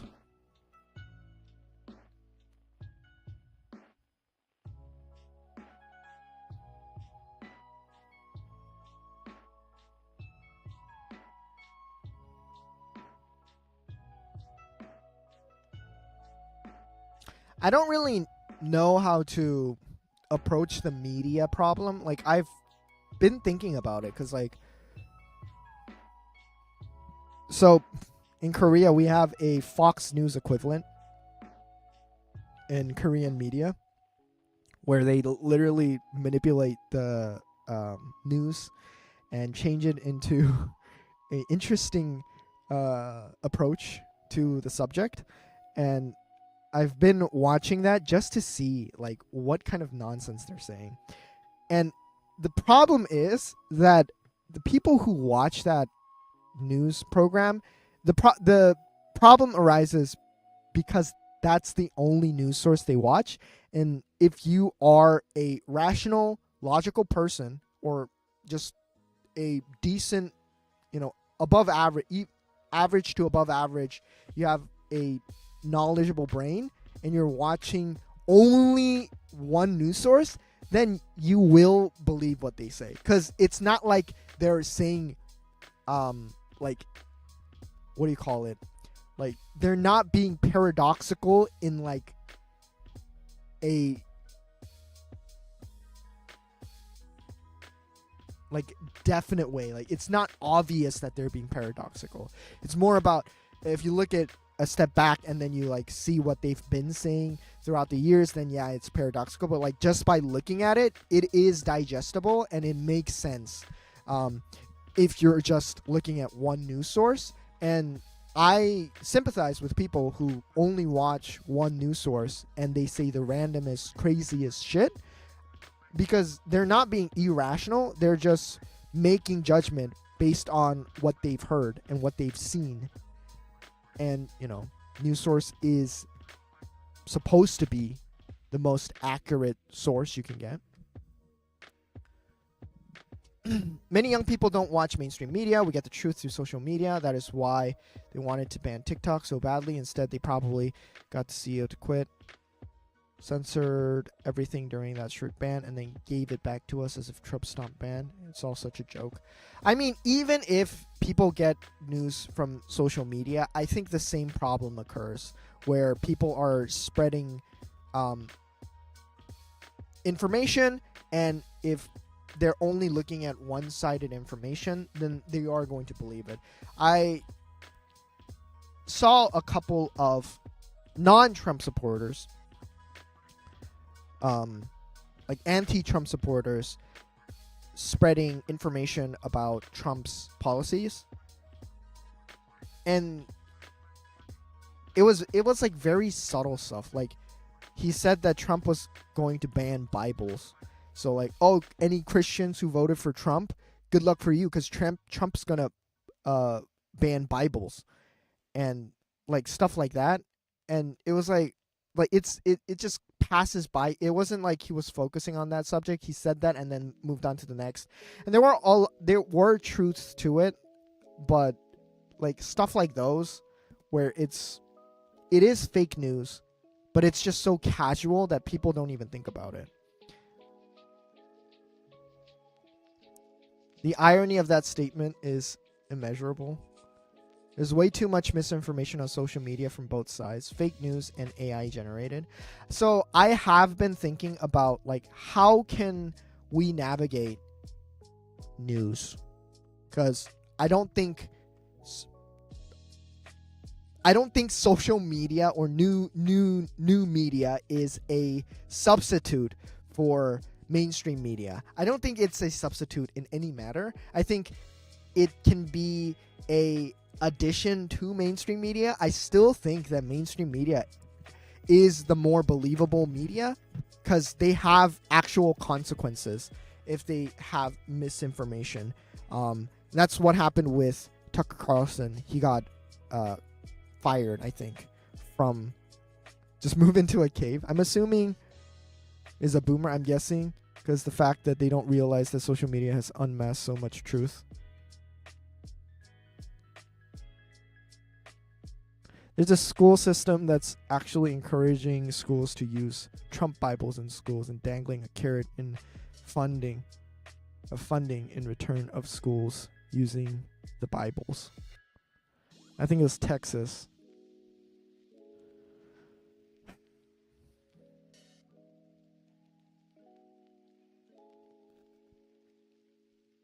But those are like all those are all more of like, God damn it, Trump moments. I don't and I'm not really necessarily like too focused on everything I do. Like, I think the damage is already being done. And I think it's more important to find a solution about the upcoming years. And that's why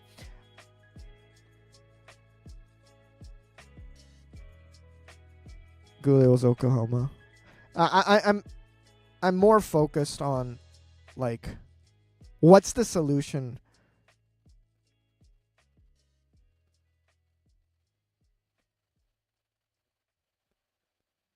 Many people who discuss serious issues don't spread misinformation. I have to disagree with that, Glaze. I think there is misinformation in anything because the problem happens when silly things and someone says something silly as a misinformation. Someone takes that misinformation and says something serious about it, and then the source becomes lost, and this misinformation just keeps going, and it's buried within truth. So it's really hard to distinguish just the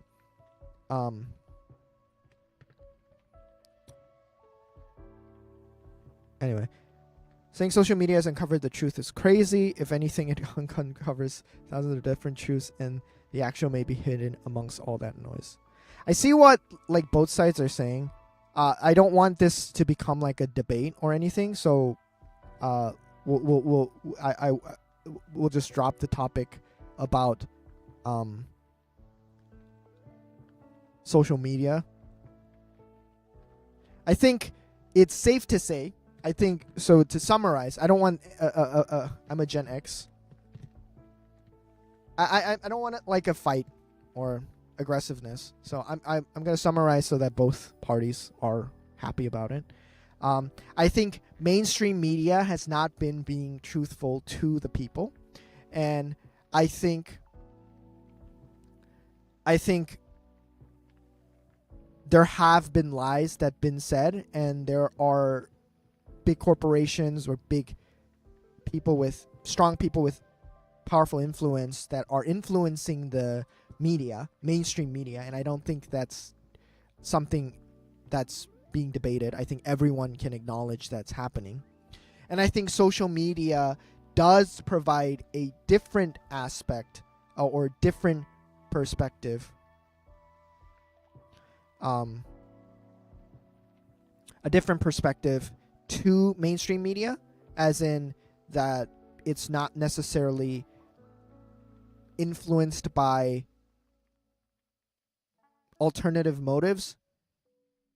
At least it wasn't. I feel like nowadays it's getting more and more mixed. The fact is, in most cases, the truth is subjective. That is very true. I think, yeah, family.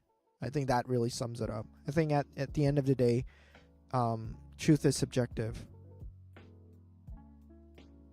Okay, we're going to stop with the arguing about, we're going to drop the topic because I don't want a fight breaking out. I don't want aggressiveness, like even if it's passive. Okay, I think it's important to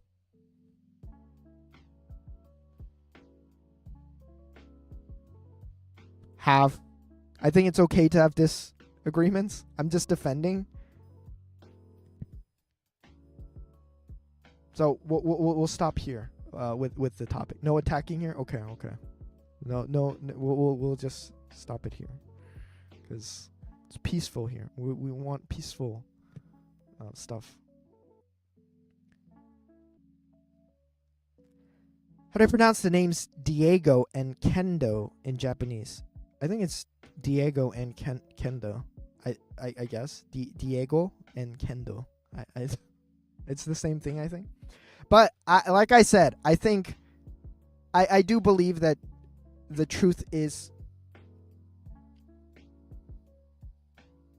I don't think.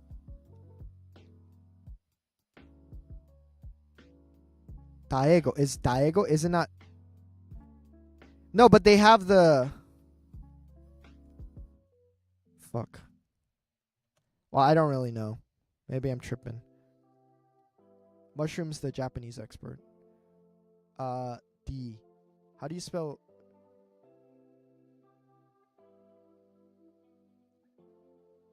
Is it D? Don't they have like a D?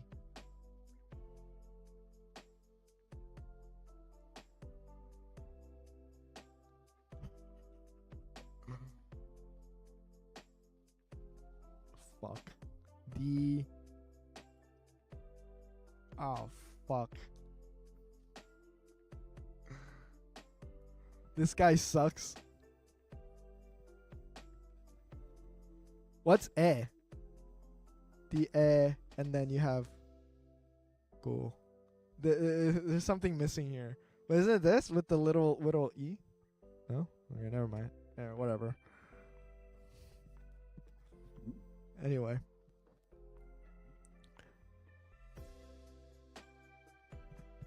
But I think, do you butcher the word jaguar? Where do they see jaguar? Is it not jaguar?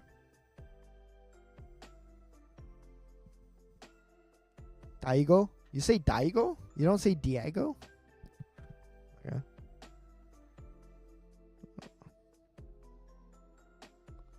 I guess I'm dumb. I mean, everyone knew I was dumb. But anyway, coming back to that is acceptable.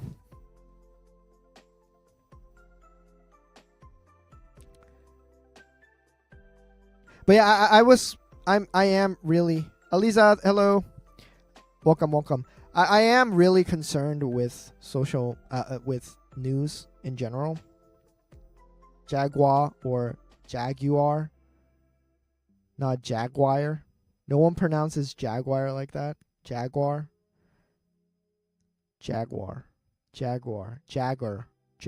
whatever. But it is a topic that I am constantly thinking about. Like, how am I going to... First of all, how am I going to navigate news? And secondly, how can we promote the proper way of navigating the news media? And I think it's an extremely difficult subject. And I don't really know. I think my conclusion to that was having more open conversation in general with... instead of having like an echo chamber of people talking the same arguments every time, I think it is important. Off topic, how is everyone? Everyone is chilling, I think. Hopefully. I think echo chambers are the number one thing to avoid.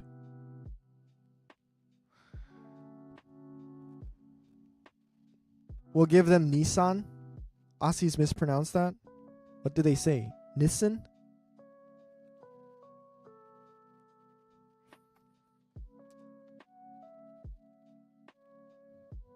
Yeah, I think being open-minded and like genuinely having conversations, open conversations is important without attacking. Nissan in Japan, we say Nissan. Nissan.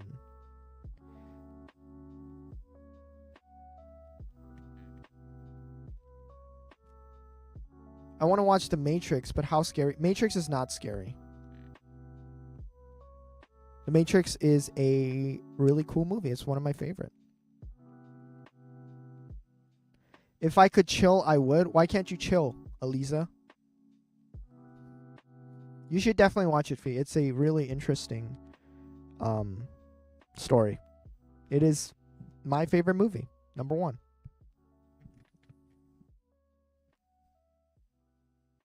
Too many people think The Matrix is a documentary. What? Why do they think that it's a documentary?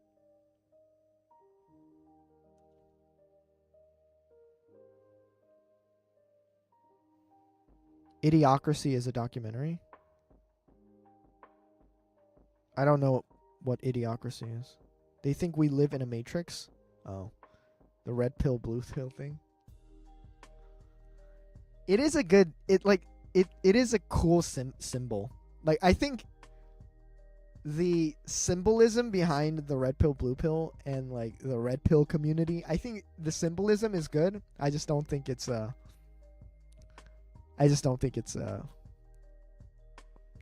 message is good behind the symbolism. Because I'm in the middle of my 8th child's birthday and my first home birth.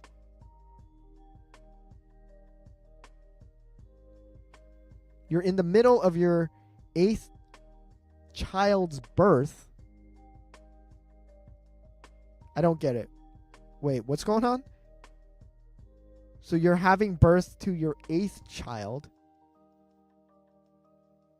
Oh, okay. So, okay, I get it now. So it's the first time you're having a home birth, and you have 8 children. Wow. Unbelievable.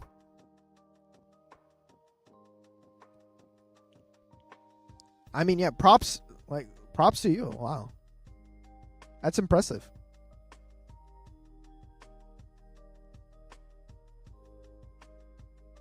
A logo lady here. Hey, we don't want to... family, come on. We don't want to... be positive about it.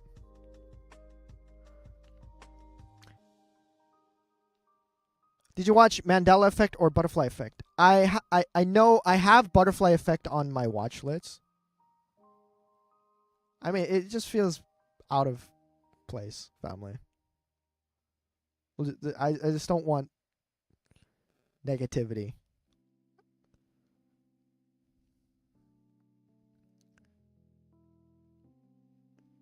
Yeah, well, I don't like that kind of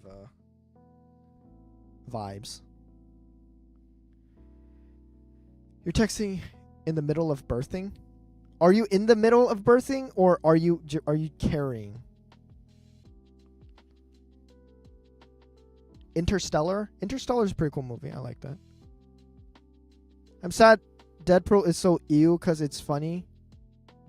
Why do they make the movies like that? I didn't like the Wolverine one. I saw it recently. How so? I think it's... me explaining it feels kind of weird, but...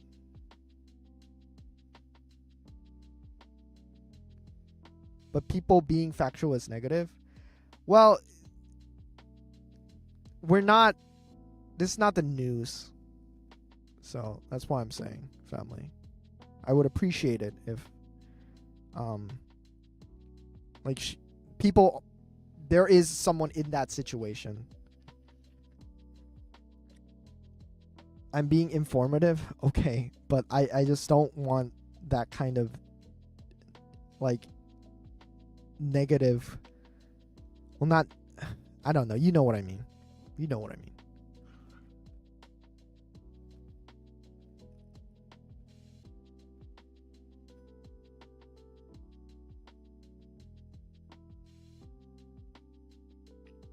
Squatting birth? Is that a thing?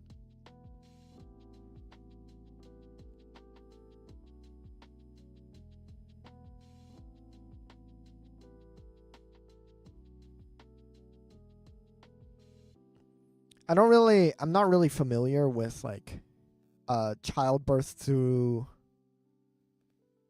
natural birth, I guess, because I was born with through C-section, and my little brother was born through C-section. So my experiences with childbirth after 8 kids, it's like a water sign.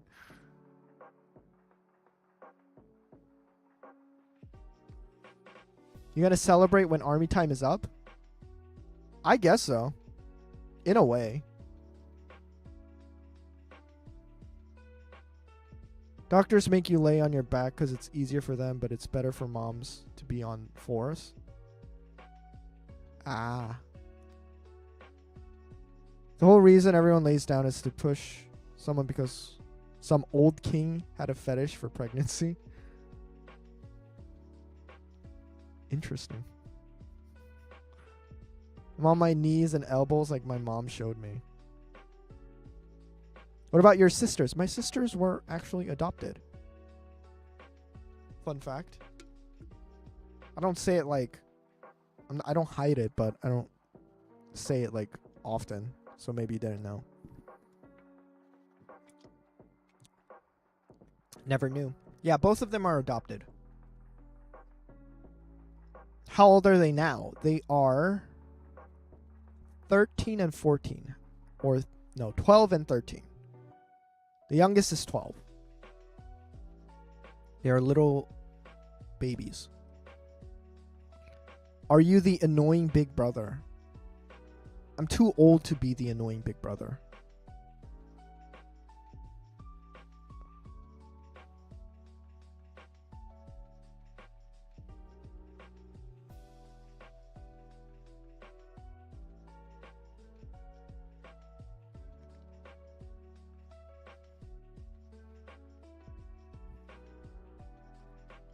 My sons are all under 6. How old are you, though? I am 25, I think. No, I'm 24 still, because not my birthday yet. So I'm 24. Which is pretty chill.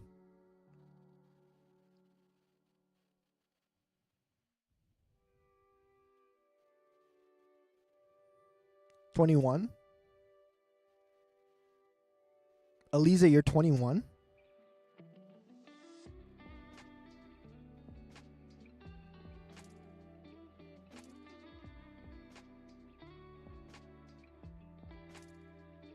You know why I'm skipping you, family. The tone. You know the tone. I'm sorry if it's... you know. You know.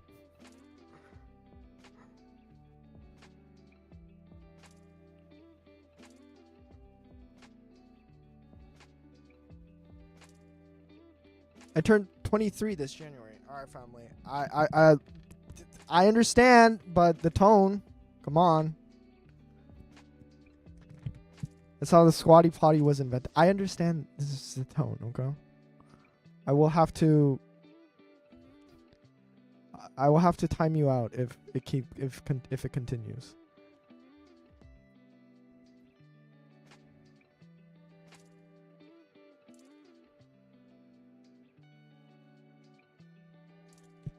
I'm guilty of spreading misinformation too. Which one? The fetishizing? Old king fetishizing? I had my first kid at 16, my 5-year-old twins. You can squat and be comfortable. Why were you and your brother by C-section? I don't know.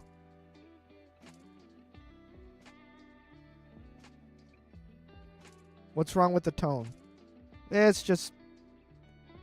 there's a negative tone to it, which is not really the vibe that we are looking for. In this community, at least. Snope said that King thing was mostly false. King Louis did enjoy watching, but didn't inspire the practice, apparently. Interesting. King Louis.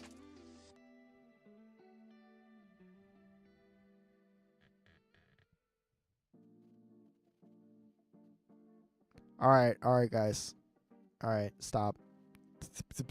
If one more time and then it's like, come on.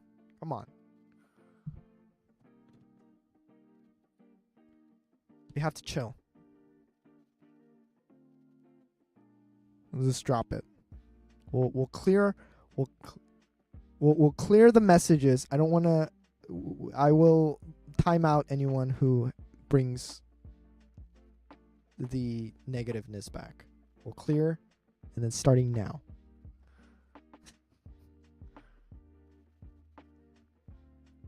Clean slate. Clean slate.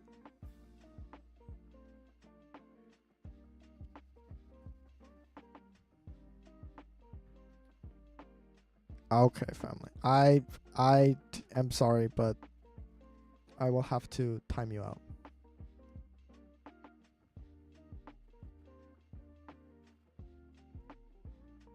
Why were you banned? I timed you out. I think you're timed out for 60 seconds. Me and my brothers are all by C-section too.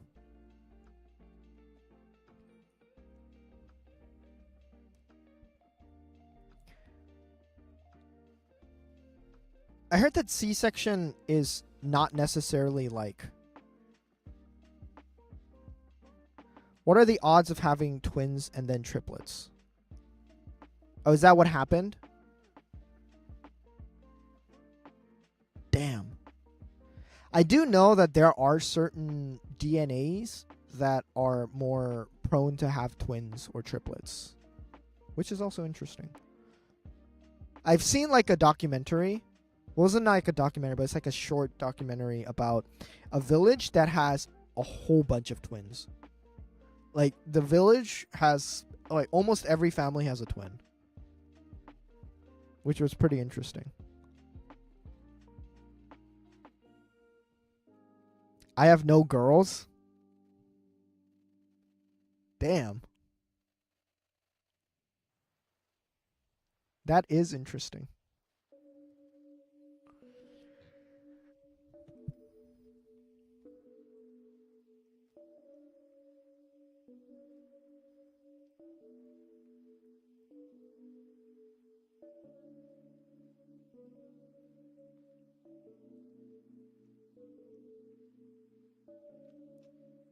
Do twins hurt more than just one baby?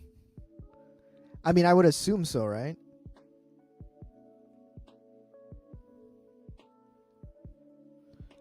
I had twins, triplet twins, and then this one is a single, thank God. Holy crap. Did you want the kids? 'Cause that's a lot of kids. Or are they just... Did they just happen? Well, my kids have an identical twin grandfather, an identical twin cousin. You do have the twin gene then, family.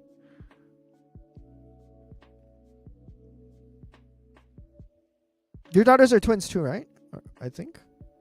No? Were they not twins? I thought they were. My wife does? Ah, gotcha.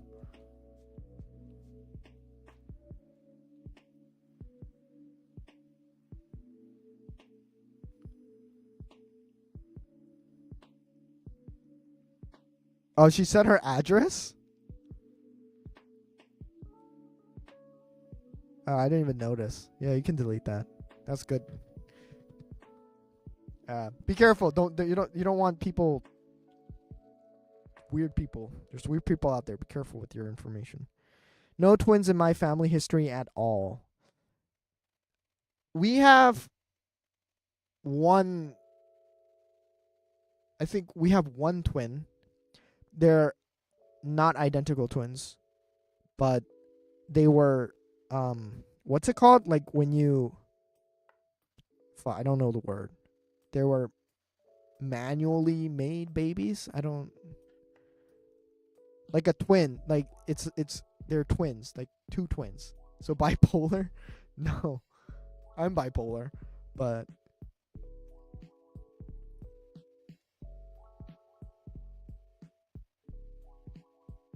A set of twins, yes. A set of twins. Are you on YouTube too? Yes, I am on YouTube and Twitch at the same time right now. All cause underage drinking and country music? Damn. I mean, Are you happy with the kids? I can't imagine having 8 kids. Oh my god. 8 kids. Oh my god. That's such a wow, that's so much things to worry about. 8 kids by the age of 21. I can't imagine. Just for young whippersnappers. My grandma was from twins, only twin I know, but in our family, we are lucky to have girls more than boys.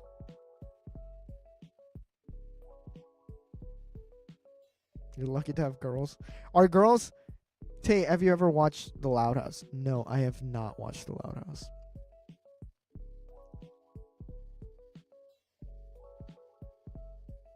It thinks my phone number is fake. I don't know what the problem with that is.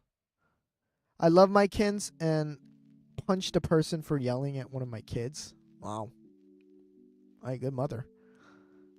I could never. Hey, props to you. I could never. Oh my god. I don't even want to imagine.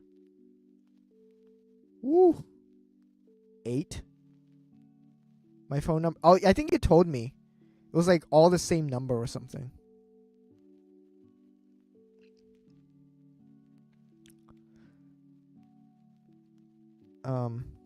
But yeah.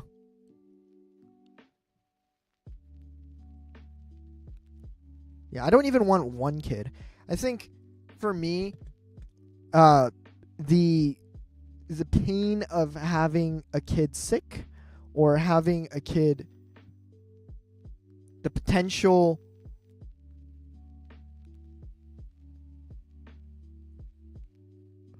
like right. I don't want kids at the moment.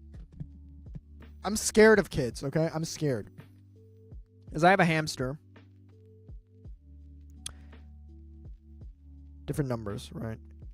I hate doing this. I'm sorry. It'll be over soon. But I have a hamster. He's sick. It's so painful to just look at it in pain, and I can't imagine my kid being sick. It would be too much for me. I would be too fucking like anxious to have kids. How did you stumble on Twitch while birthing? I guess you're trying to occupy your mind by something else. Working with children's solidified that decision for me. I love my students, but having that 24/7 is not something I could handle. I'm scared of kids because I have a hamster. What the fuck? My kid threw spaghetti up all over the car on Valentine's Day. How beautiful. That's true love. How beautiful. I would say...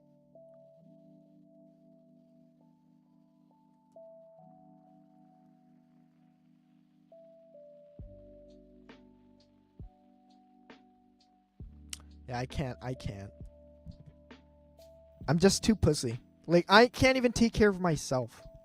Maybe in the future, there are some circumstances I feel like that could maybe lead to me having a kid. I think, first of all, I need to be more at ease with my anxiety.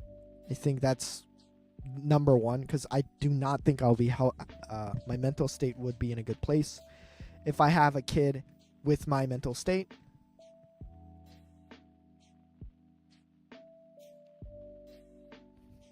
Seven-minute drive home. Halfway, we heard the worst noise ever. Oh no.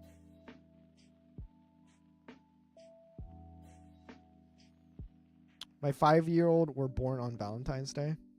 How cute. I do have 2 babies who made a mess. Rabbit and guinea pig. I swear they bite everything they meet. I hide it. They find it. They found it and bite. At least hamsters don't make a mess. My hamster's eye he has an eye infection. It's not getting better. It's been like a month, I think, and I took him to the vet, and it's so fucking expensive. I'm dreading here. This piece of crap hamster that I bought for $5 is spending like hundreds of dollars on medical fees, and it is so painful. Oh my goodness. And the worst part is he's not even getting better. That's the worst part. Runny, snotty nose are a constant battle, and rubbing it around because they don't understand tissues yet. What's your hamster's name? His name is Jackie Chan. I remember naming him Jackie Chan while I was going home. I bought the hamster. $5 buy-in, but the lock-in contract kills you. Basically, yeah. If all my cats were alive, I would have 62 cats. Holy crap.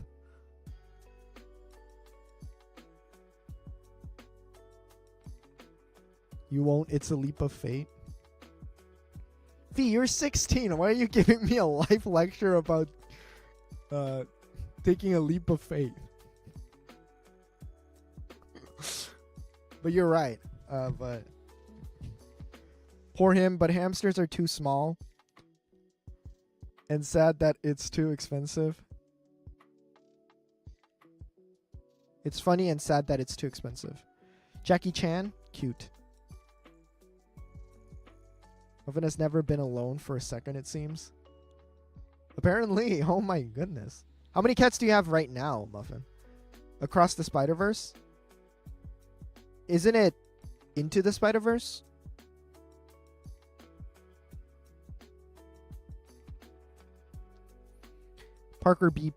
Peter B.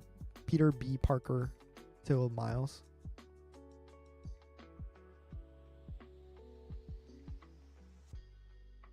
Two movies? There's two movies? Wait, they say it in both movies? That's cheesy.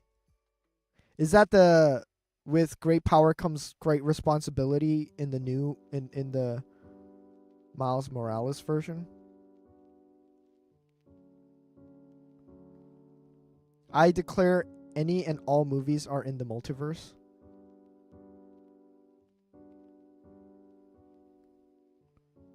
The multiverse movies has been going crazy.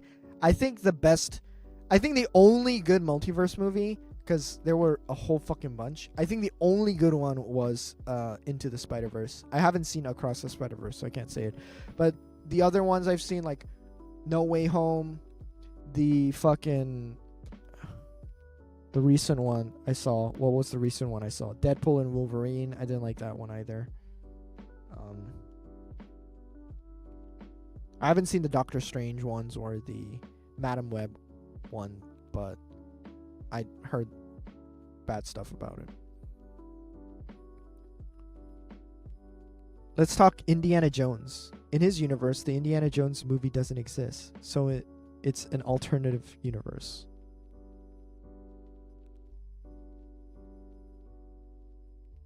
That's true. That is very true. It is an alternative universe. Ryan Reynolds isn't that funny, honestly. I think he was pretty funny in the first movie, but I think the second, starting from Deadpool 2, the jokes become a little bit old. It's what it sounds like. There was a scene where he's talking with Cable, where he's fighting with Cable, and he says, "And one more question: is dubstep still a thing?"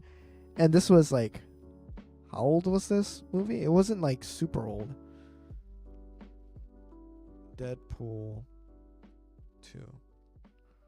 Deadpool 2 came out in 2018. So it's like it wasn't like dubstep was already dead at that point, but he just mentions it, and it just feels like they're trying to make young people jokes, but they're like it feels like the youth pastor. I don't know if you guys seen the youth pastor meme.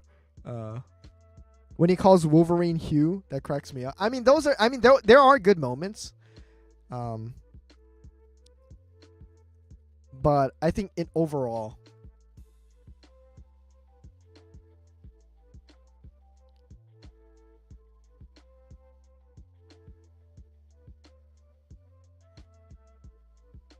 there's this TikTok youth pastor meme about Spider-Man. I don't know if I can find it. The Subtle Brilliance. I watched the Wolverine movie just because you said that it's good. I honestly did not like it that much.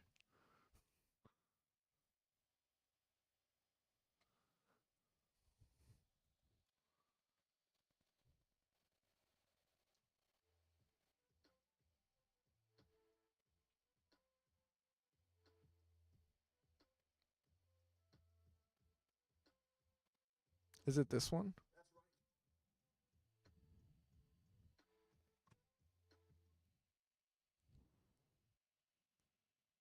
Human body having X amount of bones, except when he's watching Gossip Girl. Yeah, in the beginning stages. Church, I hope everyone had a Merry Christmas. You know, over the holiday season, I took my smoking hot wife and our 3 boys, Jackson, Paxton, and Saxton, to see the new Marvel movie, Spider-Man No Way Home. And it's a great movie if you haven't seen it. You know, Peter Parker, he's fighting villains from his past, but I'm sitting there in the theater, it got me to thinking. A lot of us are still battling demons from our past. You know, some of you this morning are saying, hand in the air, Pastor, I'm still battling sin from my past. And you feel like you have no way home. No way home. And band, you can go ahead and make your way up to the stage, start playing some majestic chords in the background. Church, I'm here to tell you this morning that Jesus Christ came down and died for those sins in your past so that you can have a way to heaven. You can have a way home. Can I get an amen this morning, church? That's right, church. I hope everyone had a Merry... This is so accurate. I don't know if it was this guy. There's like a whole series of it. And it's so funny. Where is it? And that's how I feel like the Ryan Reynolds movies are. Like they're trying so hard to connect, but it just hits. I don't know. It's strange. It's kind of weird. Youth pastor. Ryan Reynolds should have directed and had someone young like Spider-Man.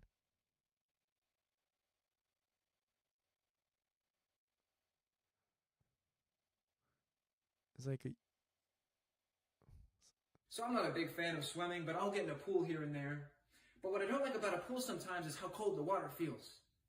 And you know how it goes. You step your foot in the water, it feels cold, but that's only because we're not used to it. And then we step back and, oh, I don't want that. But when you finally, you know how it goes, when you finally commit and you jump in, you go all in, you get that refreshing feeling of the cold water. And when you linger there and you stay there a while and you get out of it, you get that shivery feeling and you realize, oh yeah, the pool is actually the more comfortable place to be. Can I have the band come up, please? Guys, get this. This is how I feel Ryan Reynolds movies are. I mean, you know where it's going. But I found out something horrific about spiders. Like when you running away from a spider and it runs towards you, it's because it thinks you are going to where it's safety, as if it sticks with you or it will be fine. Interesting. Youth pastors are just cringe in general to me. She will be gone for a while due to now having to push by. Oh, okay. I was like, what's going on? Oh, yeah. All right. Good. What do you call, how do you say it? Good birth? Happy pushing? Good luck? I don't know what, I don't know what you usually say. But good luck. Check the video in movies.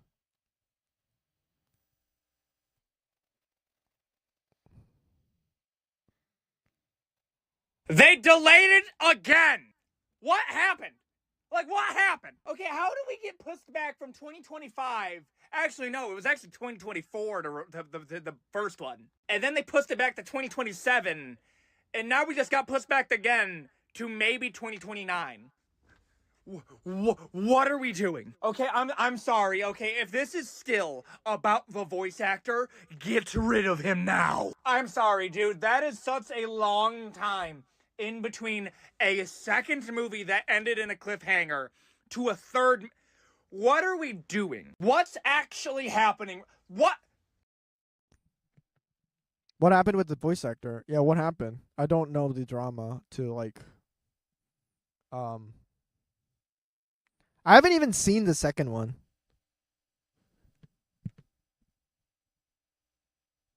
Hope everyone comes out all right.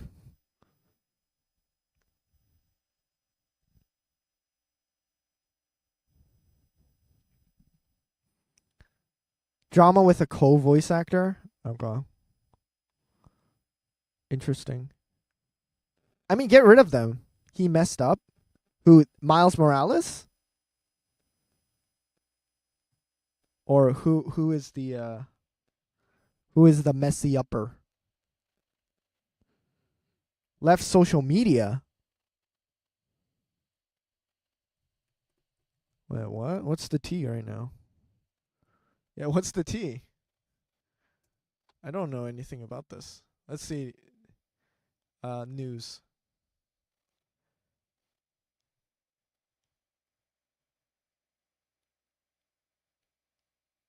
Okay. Letting people think they were a couple right before her marriage. What? What? What? Gwen and Miles?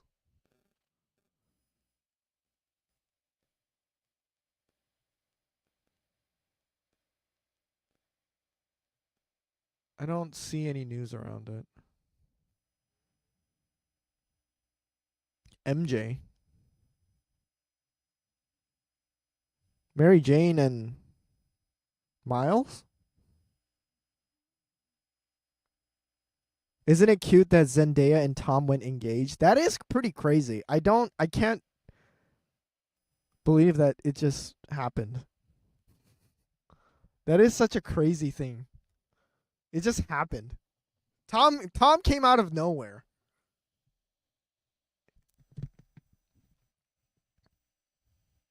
A win for Shirt Kings. Honestly, like I never liked Zendaya's take on Mary Jane. I thought it was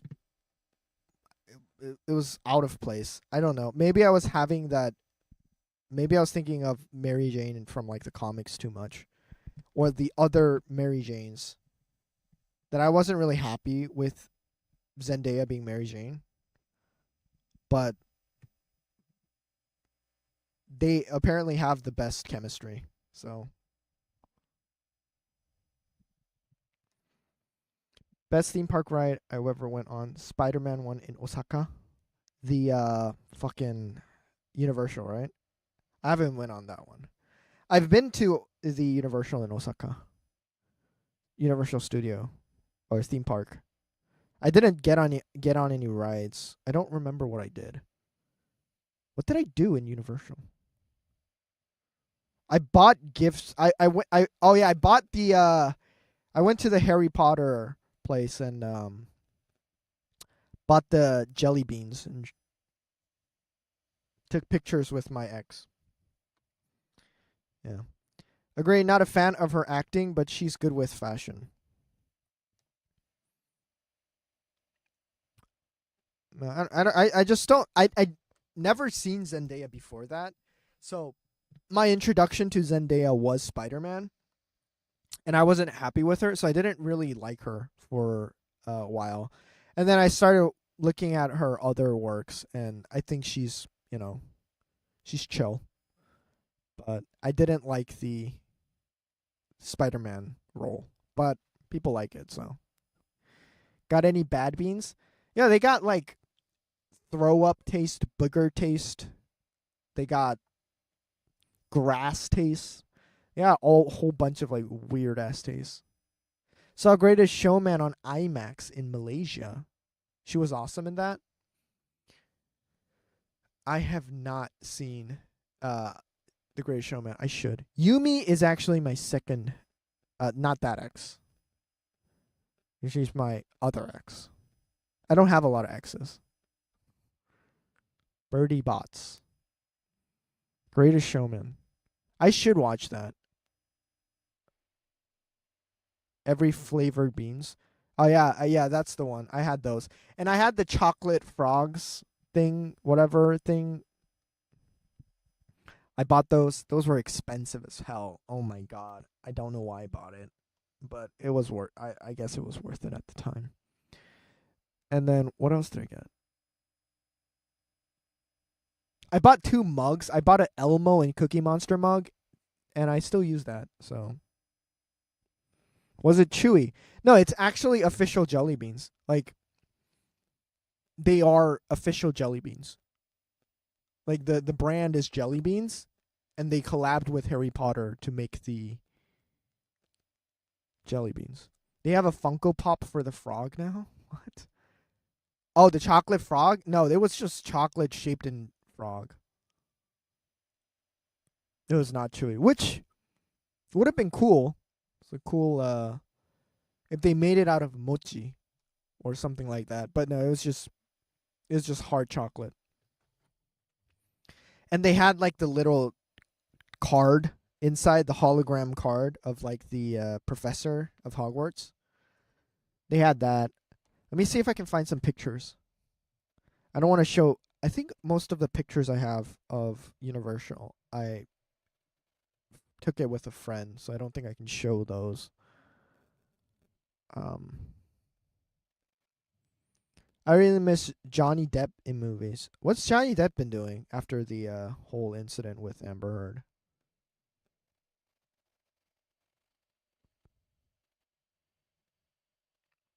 A Funko Pop Harry Potter chocolate frog. That's so random. I guess they're running out of ideas. They have a lot of Funko Pops. Like, they got the most randomest characters as Funko Pops. Let's see. This is the era. This is around the era, I think. This is after my breakup, so it's before this. Ah, found it. Yeah, they're all... I have this picture of Universal Studio.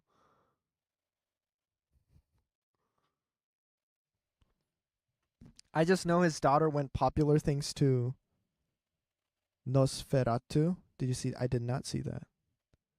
There's a Lego of the cake from the start of Chambers of Secrets. Oh, what? I mean, Harry Potter is a popular thing. Popular. Universal Studio, where? In Japan. Hogwarts! It's me. Back in the days.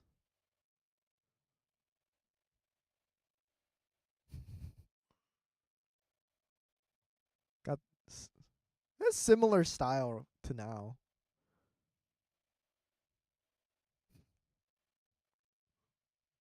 Lol poser.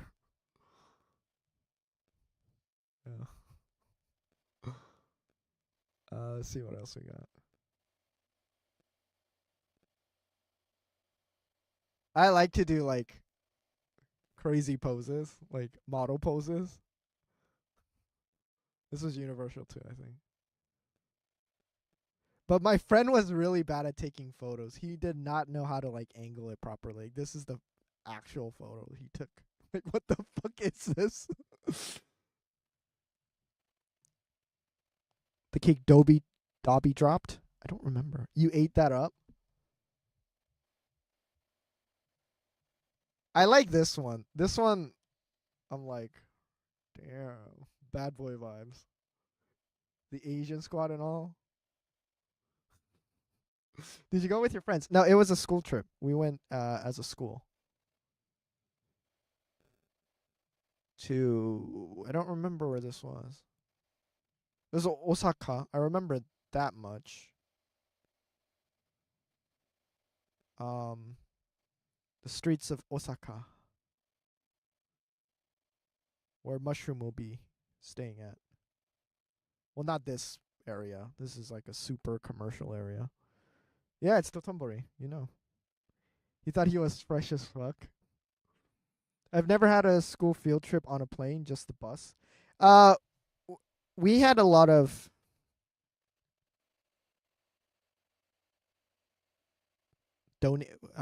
support from the government. I don't what is it called? Like it's a public school. And it was like a special ed. I don't know. It was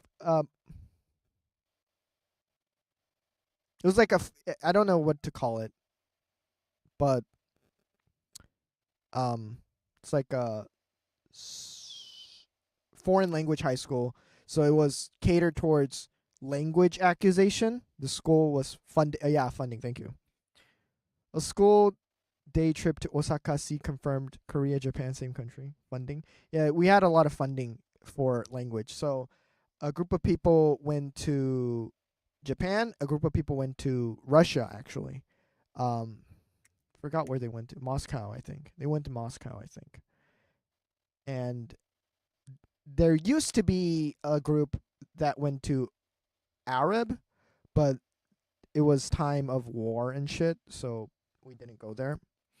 But those were like the three countries that were that we used to go to. I chose Japan for some stupid reason. I should have chosen Russia, because that would have been a more interesting experience. But I chose Japan because I liked Japan and I was a weeb at the time. We just went to circus, zoo, beach, and medieval times. Your English is eluding you today.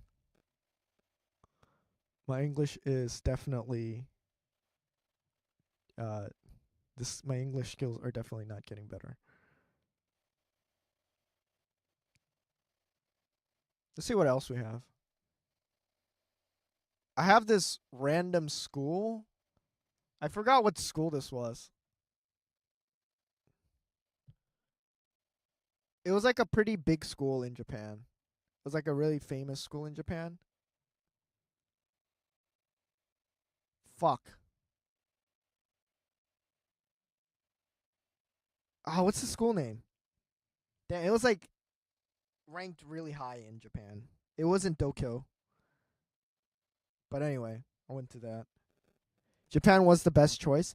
I mean, it's a best choice as in, you know, it's where I'm the most interested in, but I feel like I can go to Japan so easily that choosing Japan for a school trip, I feel like I should have chosen something that was more special, because I'm never going to go to Russia on my own.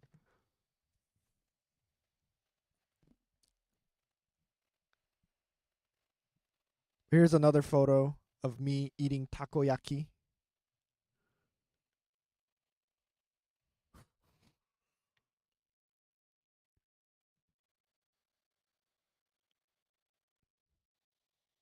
The Russian group has never returned. They're happy comrades. I mean, it was different times. It was more peaceful times. Our field trips were to factories and to look at buildings in the city. This was like one time. It's not like we went there every day, okay? Even though we were getting a lot of funding. We went there once, and it's supposed to be like a one-time thing through in 3 years. So you go there in second grade or the end of first grade. I don't remember exactly. I don't remember exactly. But 2017, how old was I? I was 17. 14 is middle school. 15, 16. Okay, so I was first grade. Okay. I was a freshman in high school. So we go freshman high school, we go abroad, and then after that we don't go on field trips. I don't think we've gone to a single field trip other than this. I think I think so. So yeah. I'm going to Paraguay this year for school trip. Oh, nice. In kindergarten, they took us to see the Nutcracker. I can't remember anything from it. I'm assuming in Broadway. You went to Broadway to see Nutcracker? Fucking rich. Yeah, this takes me back. I have pictures of my ex. I want to share it, but obviously I can't. She fucked me over so bad. I fucking hate her. But yeah, this is right after my breakup. I became sad man. I was so depressed. This is when like my depression started hitting. This is like my depression era. Come to think of it. This is when I haven't been overseas since January 18th. I mean, you've been overseas a lot, family, and you have more opportunities, so I don't think you're missing out. Especially nowadays. It's been crazy nowadays. What happened? I think I've talked about this multiple times on stream. Like, it was my first relationship. You were a child with your first heartbreak, basically, but it was a pretty big trauma for me because it wasn't a nice. You have good style of clothes. Thank you. Appreciate it.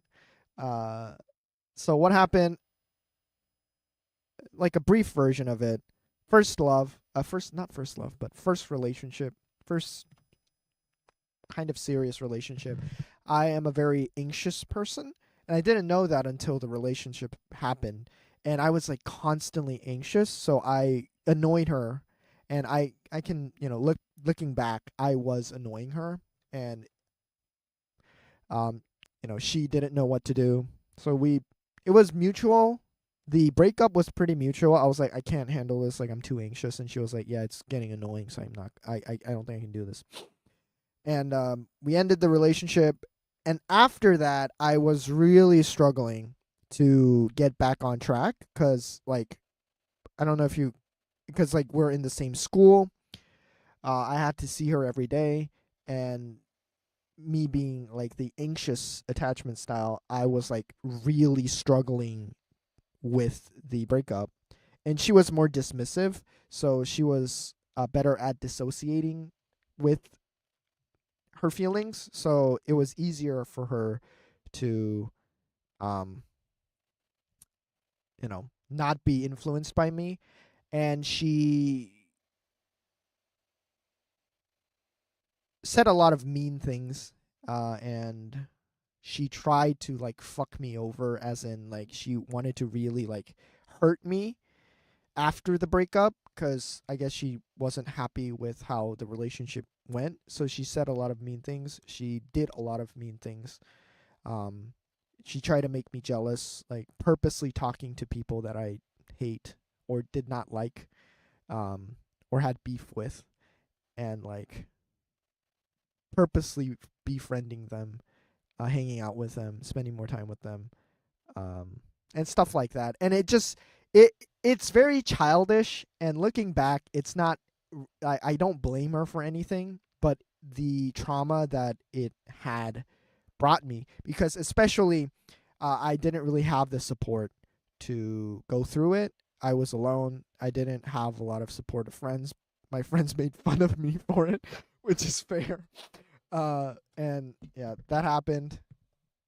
So it's still trauma in a way, like my first relationship trauma.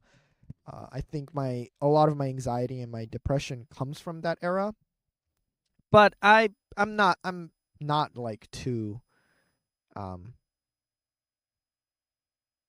I am not hung up on it anymore, I guess. but I was hung up on it for a very long time. Like I broke up with her in 2018, I think. Yeah, 2018. I broke up with her in 2018. I was struggling with this until like 2021 or 2020. Like I was having dreams about it. I was like reliving the breakup. I was having alternative endings of the breakup in my dreams.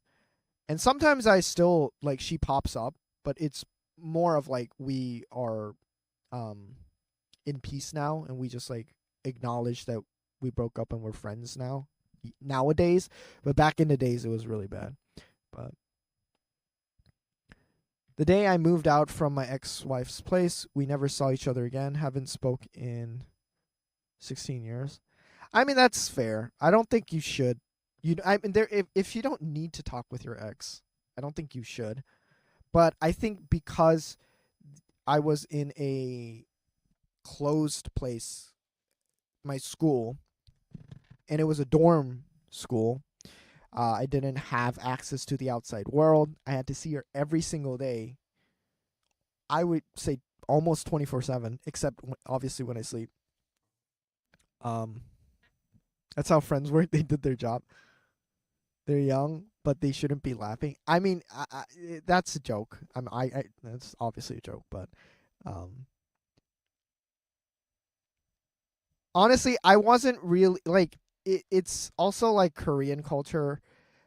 There's not really I don't even think it's Korean. I think it's like men culture kind of, because like like the toxic men generalization of men, like we don't talk about feelings, we like fucking march on.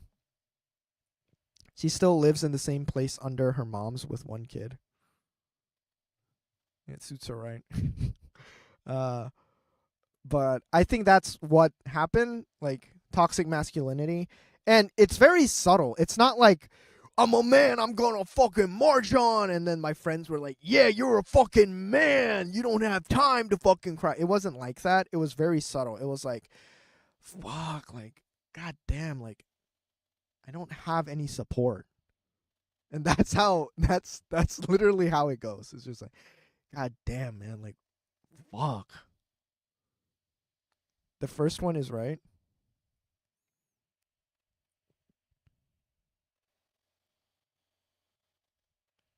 In fact, 6 months after we broke up, I moved to Canada with my girlfriend, who was 5 years younger than me. Kind of annoyed her.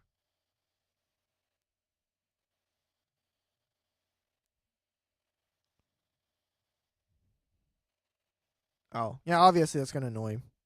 Wife was 3 years younger. Girlfriend was 8 years younger. Oh, my goodness.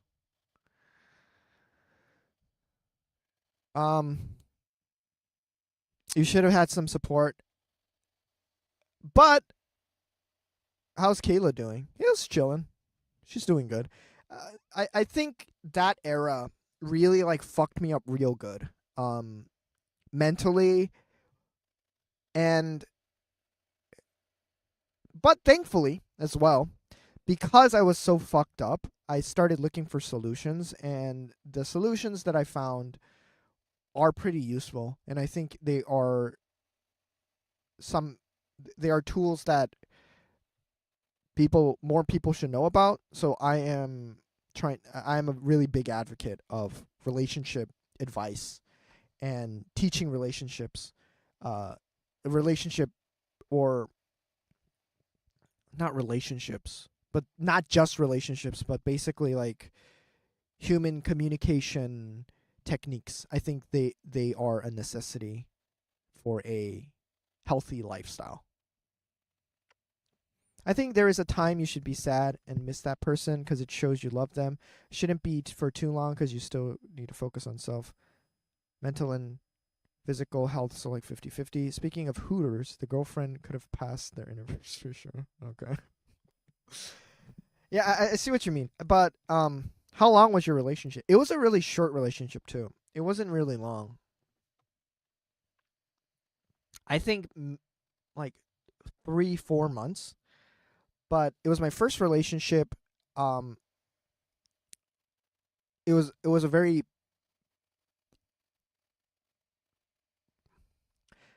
passionate relationship on my side. because it was my first, and I didn't really know any better, and I didn't really know how to like balance. I didn't know how to communicate. I didn't know why I was feeling so anxious. So I always blamed it on her for making me feel anxious. I was like, I'm a reasonable person. If I'm feeling anxious, that means you're doing something wrong. And that's how it went. So I think 90%, I wouldn't say 90, but like 80% of the things, the 80% of the reason why the relationship didn't work was because of my anxiety. But but like that's, that is that. I don't have a problem with saying that, but I think the problem happened. My trauma occurred after that, after the relationship.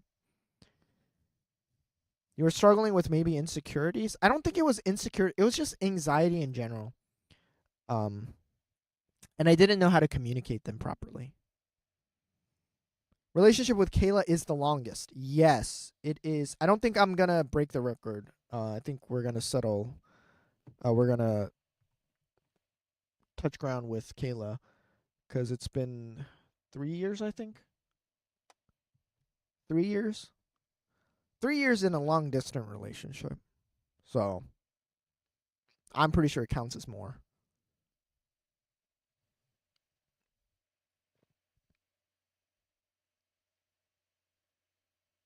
That's tough. No, our relationship's pretty chill. I mean, me and Kayla's relationship, I'm really happy with the relationship. I never really thought that it was difficult. There were like some points. What was your anxiety on about? Counts as less? What do you mean counts as less?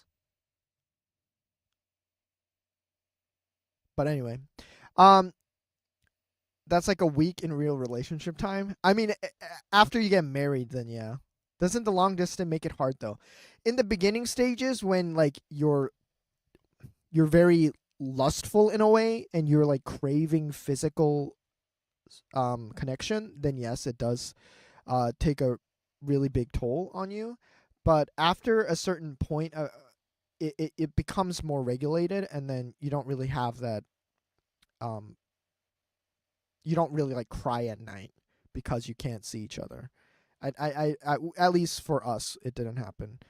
Kayla cries at night because she thinks I'm gonna die. Sometimes, but that's a totally different story. But yeah. But my anxiety was on about basically anything that felt like she was not reciprocating the feelings that I had for her, or any shift in motion, any shift in emotion, any shift in tone, anything subtle would be enough to start my anxiety. If she didn't call me, sounds like marriage. She's so valid for that. Anytime she calls me, she didn't call me right away, I would get anxious. Anytime she didn't text me first, I would get anxious. Anytime I called her but she wasn't really interested, I would get anxious. There were so many triggers because I come from it roots to childhood stuff, and I didn't know about it because nobody taught me about it, obviously, and I didn't know how to communicate that I was being anxious in a traumatic, like it was a traumatic response. I didn't know that. I just thought she was doing something wrong, and that's why I felt anxious. So I blamed her a lot for it, which was a really big problem. I'm on her side. She yeeted you well. Yeah, I agree.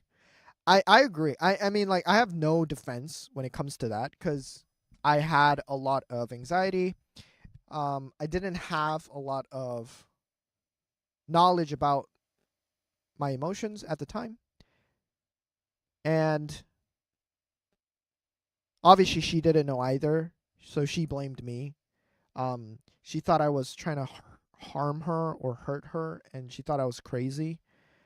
And which is fair, I guess, because we both didn't really know what was going on.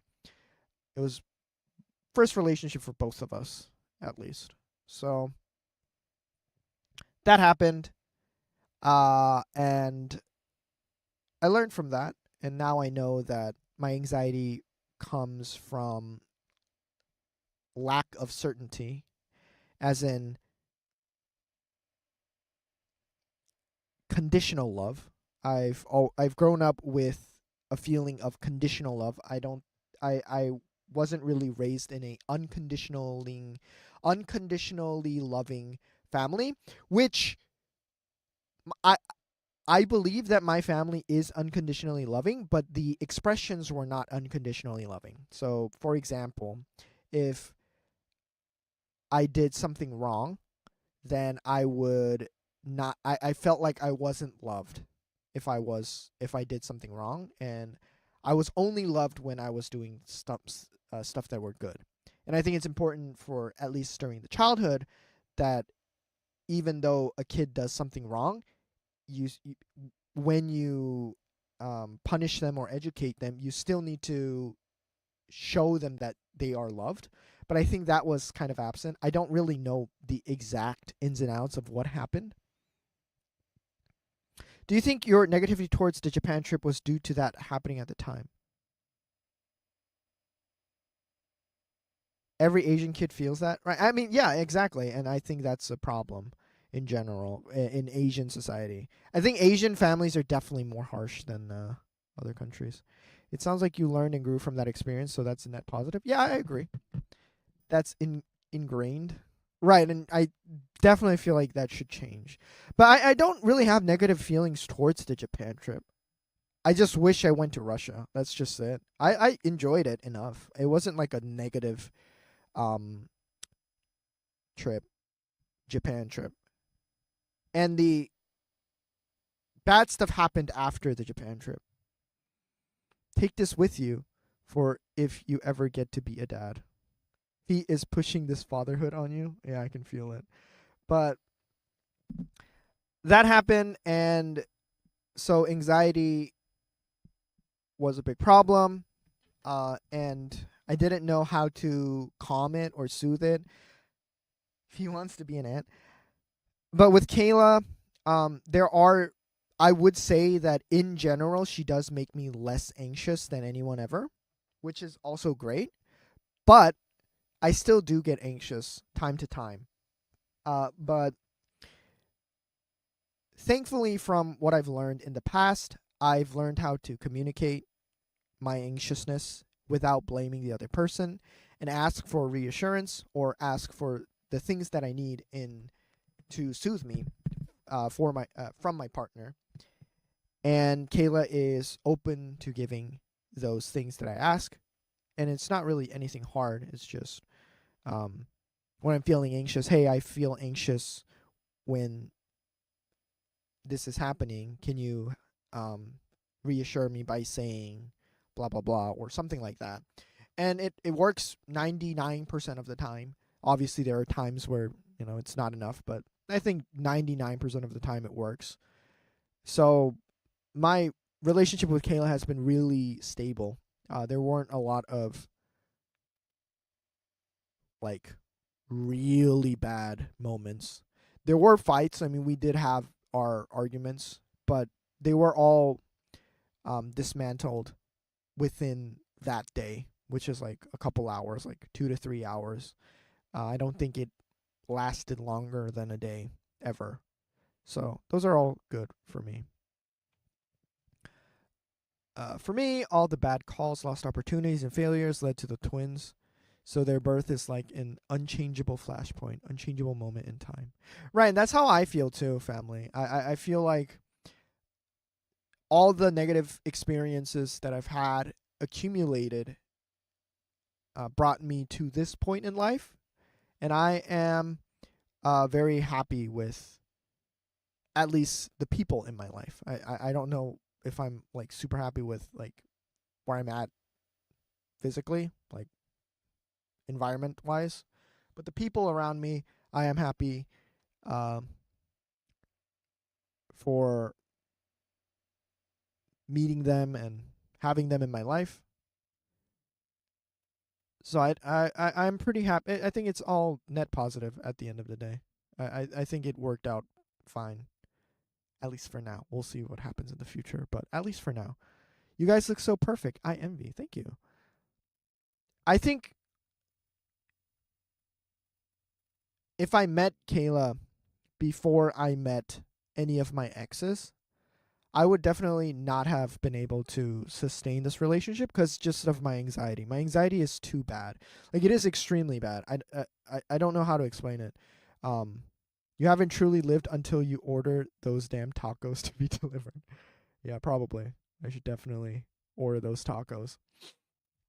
But my anxiety is really bad. I've showed glimpses of it on stream when I, like, back in the days when I was, like, mentally not really good, doing not good.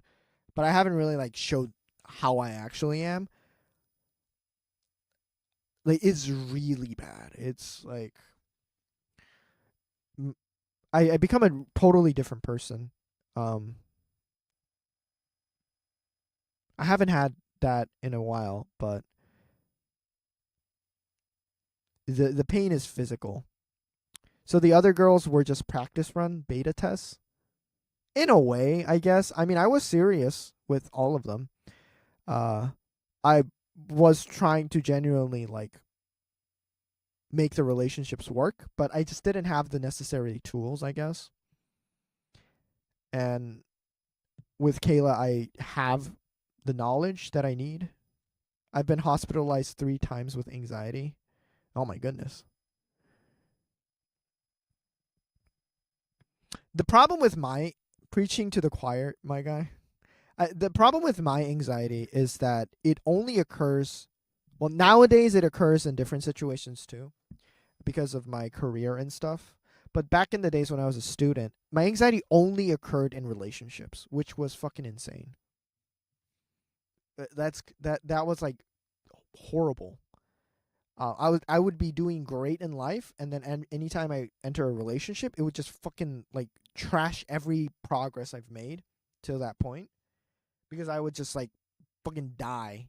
I would not be alive for a year or two every time I went into a relationship, and all the progress I made to that point would kind of die. I mean, obviously it didn't disappear completely, but I couldn't find my keys one day and was late and flipped the fuck out. Holy crap. They were just gone. You have some anxiety problems too? How do you manage it? I still can't manage it. Sometimes they do overwhelm me. I have medication. I take medication. Ended up being on the outdoor table.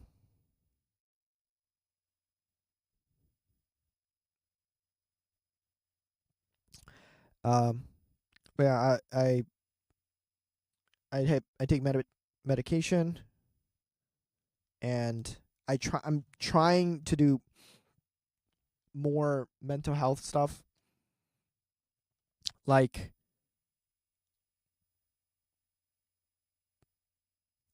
meditation, journaling, fixing schedules, sleep schedules, eating healthier. But it's not really harvesting the real benefits that I am looking for, like big benefits, big changes. I'm still struggling with that. I am so emotional and hypersensitive. I take everything so personal and have to think about it too long. I do compare others a lot, like me and my problems. I always asking myself if I'm the online with those problems or not, etc. How others do that and this. I think that's pretty common, Mari. I don't think it's a problem that you have it. I think it is something that, you know, you want to manage, because the only thing bad about anxiety or depression is that it stops you from getting what you want. And if there is some goal and this anxiety or mental state is hindering your performance, then it is something that I think is worth investing in. So like talking to a therapist, getting medication, I think those are all important steps. I would say that the purpose of relationships when you're young is to figure out what you like, dislike, and emotionally mature. Not really a beta test, but it helps you learn what red flags watch out for. Some people find the perfect relationship on the first try, but it's incredibly rare. Last time I had a fire go out of control, third degree burns trying to extinguish it. Firemen verbally attacked me. What? Holy crap. That sounds insane. I think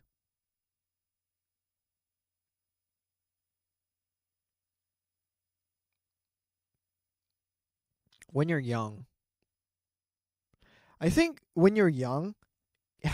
getting into a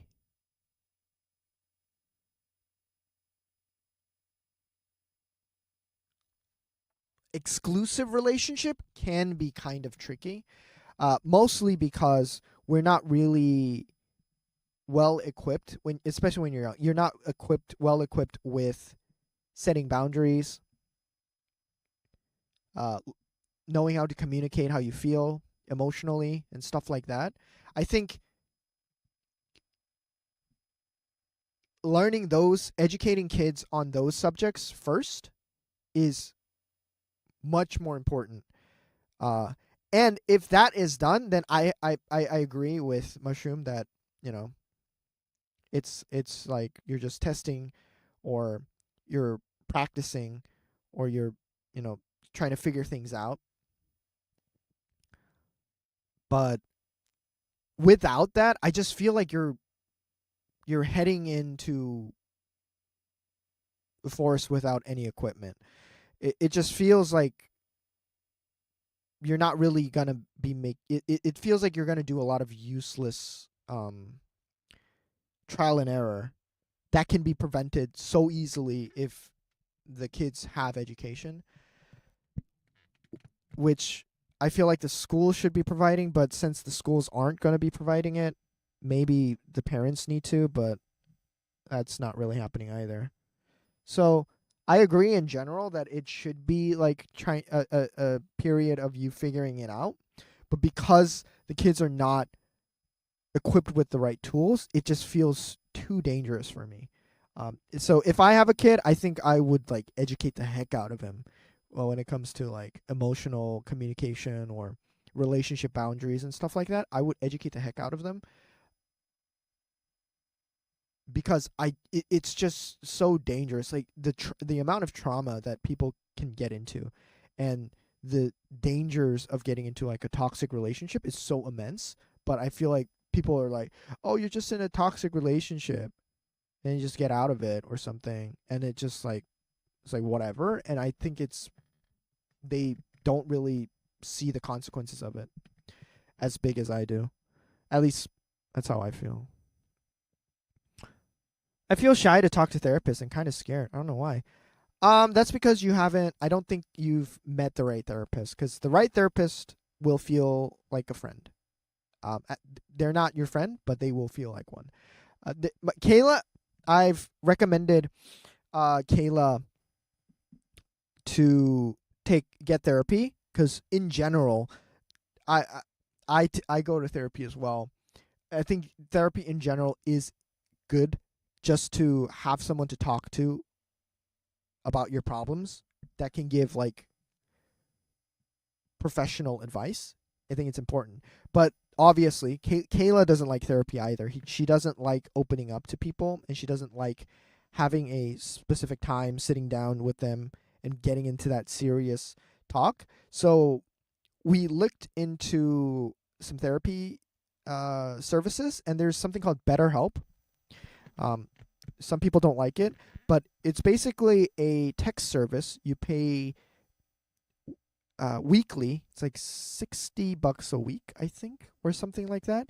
And you can basically text your therapist anytime you want to, which is, I feel like it's pretty good, pretty decent for if you're looking for an alternative for therapy, because it's quite cheaper than any other, like if meeting one-on-one, and it's very light, so you can really just kind of chat lightly through text and not actually like see them in person. So I think that is a good alternative, at least for now. I don't really know where we're going to go with it, but it is something that we've been looking into. Should be an extension of social emotional education, but most schools don't even teach that, which I guess I understand where they're coming from, but I don't know. I think it is super crucial. I think it's one of the most crucial things ever, but I tried therapy after week 2. They were overbooked and tried to push me next appointment back 4 weeks. What the fuck? We all act in pretty much the same way.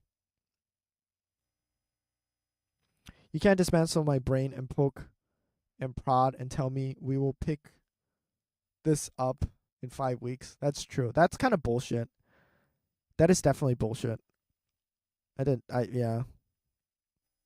did hear bad stuff about BetterHelp, about the therapist on there. I don't know much more. I did hear bad stuff about it as well. But I just think there's bad reviews on it because there's just so many therapists on it. Because there's going to be shitty therapists. A lot of shitty therapists. And it's like a really broad service. So it makes sense that there's going to be a lot of bad reviews. That doesn't sound too bad. I highly recommend it if you just want to like dabble in mental health. Obviously sitting down with an actual therapist would be better, but if you don't have the right resources.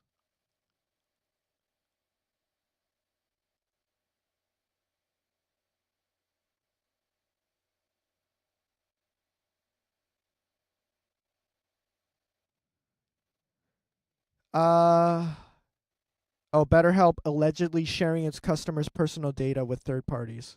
Okay, that is pretty shitty.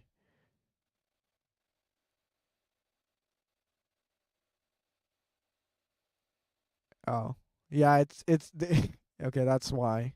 Okay, that's pretty bad. But that's not really on the therapist. That's not really the therapist's fault. It's the company's fault. Oh well. That's how universal healthcare works.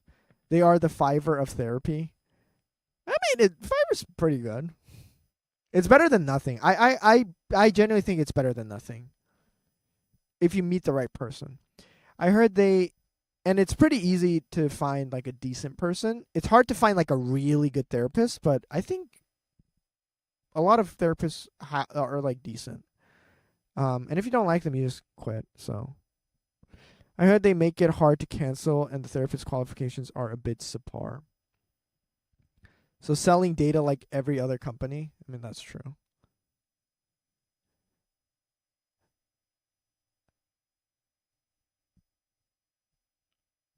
But if you want to be a licensed therapist, I don't know in America, but you have to have a PhD in general. Generally, being better than nothing is a great marketing ploy. I genuinely think so, though. I genuinely think better than nothing when it comes to therapy, at least.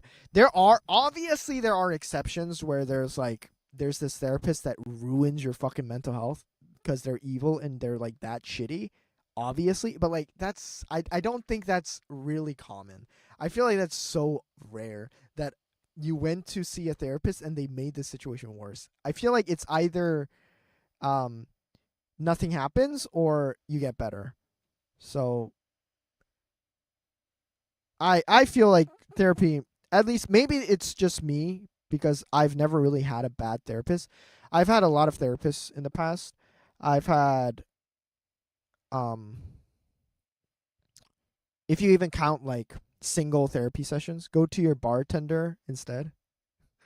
If you count like single therapy sessions as well, I think I have like around, let's say, 10 single therapy sessions. I've had 12,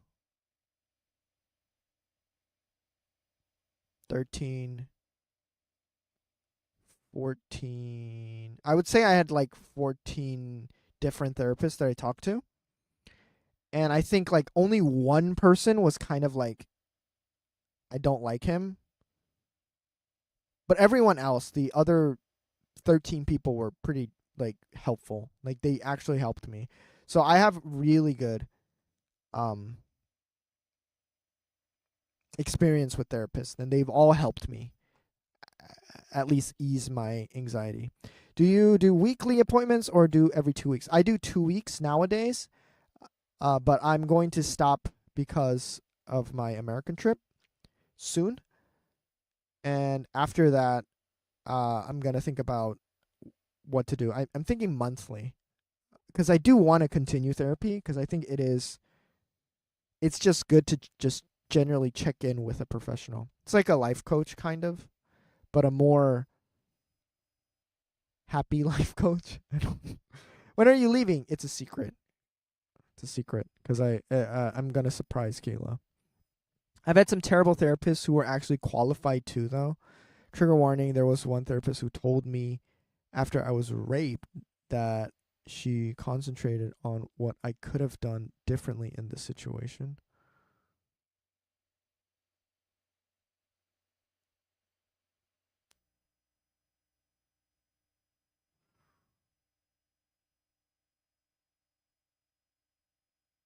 She said, I should concentrate on what I could have done differently in the situation. It's a really shitty way to put it. Okay. Well, that is a pretty bad therapy. I don't know why they would have said that.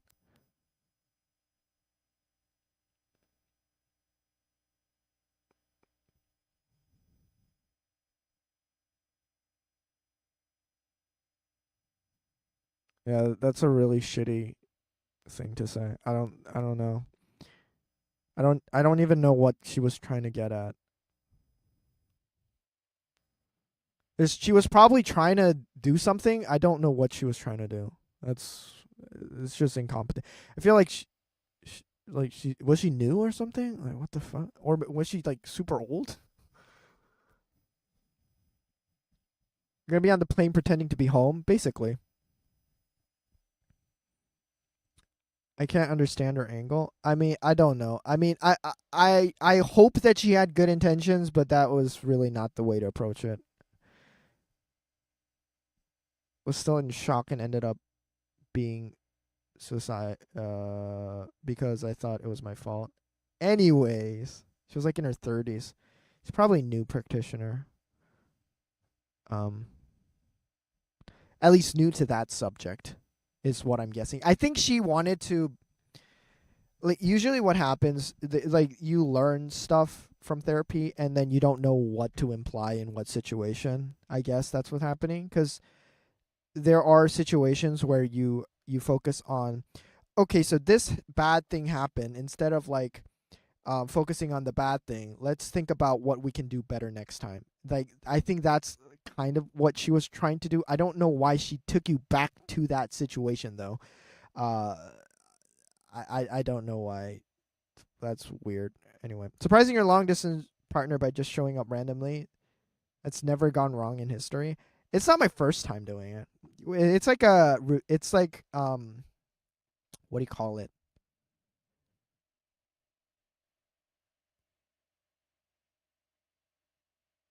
It's like a ritual, not a ritual. Fuck. What you do every year.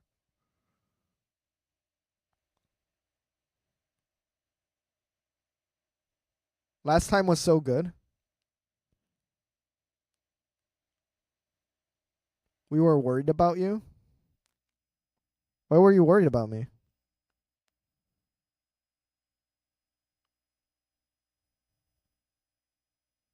Wait, what the fuck? I forgot the word. Not ritual. Like what you do. Habitual. Fuck. And then boom, you're in America. That's basically what's gonna happen this time around too. So don't worry. We've been there, family. We've been there. Not routine. Your style. No. It's like, we'll do this. It'll be our little. Is it ritual? Am I looking for the word ritual? I just not realizing it's ritual. Yeah, there you go. Fucking tradition. Yes. God damn it. What is going on today? Why am I forgetting all these like super easy words? Because you didn't stream and we were all wondering where you were. I remember that. I was upstairs still. Yeah, it's tradition. Your English good? English good. Thank you. But it's not the first time this happened, so. And she knows that it's going to be a surprise. Cuz she likes surprises. I don't know. I don't know how her brain works, but hey, it works, so it is what it is. I remember like I saw this video, this TikTok video, and then it was a guy and he had like a bottle of water and he was like outside and he basically says like, my girlfriend told me that it's a full moon today, so she wanted me to put this bottle of water outside so she could get moon water or something. And then he cuts the video and he says, yeah, but she's like really hot, so yeah, I have to do it. And that's how I feel. I saw that, yeah, it's like fucking yeah. That's how I feel.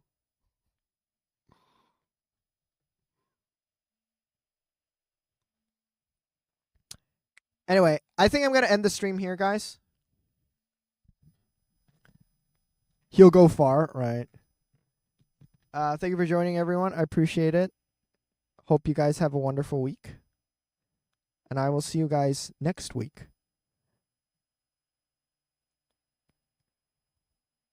And thank you for joining, everyone. It's been a while since I've seen some of you. So thank you for joining.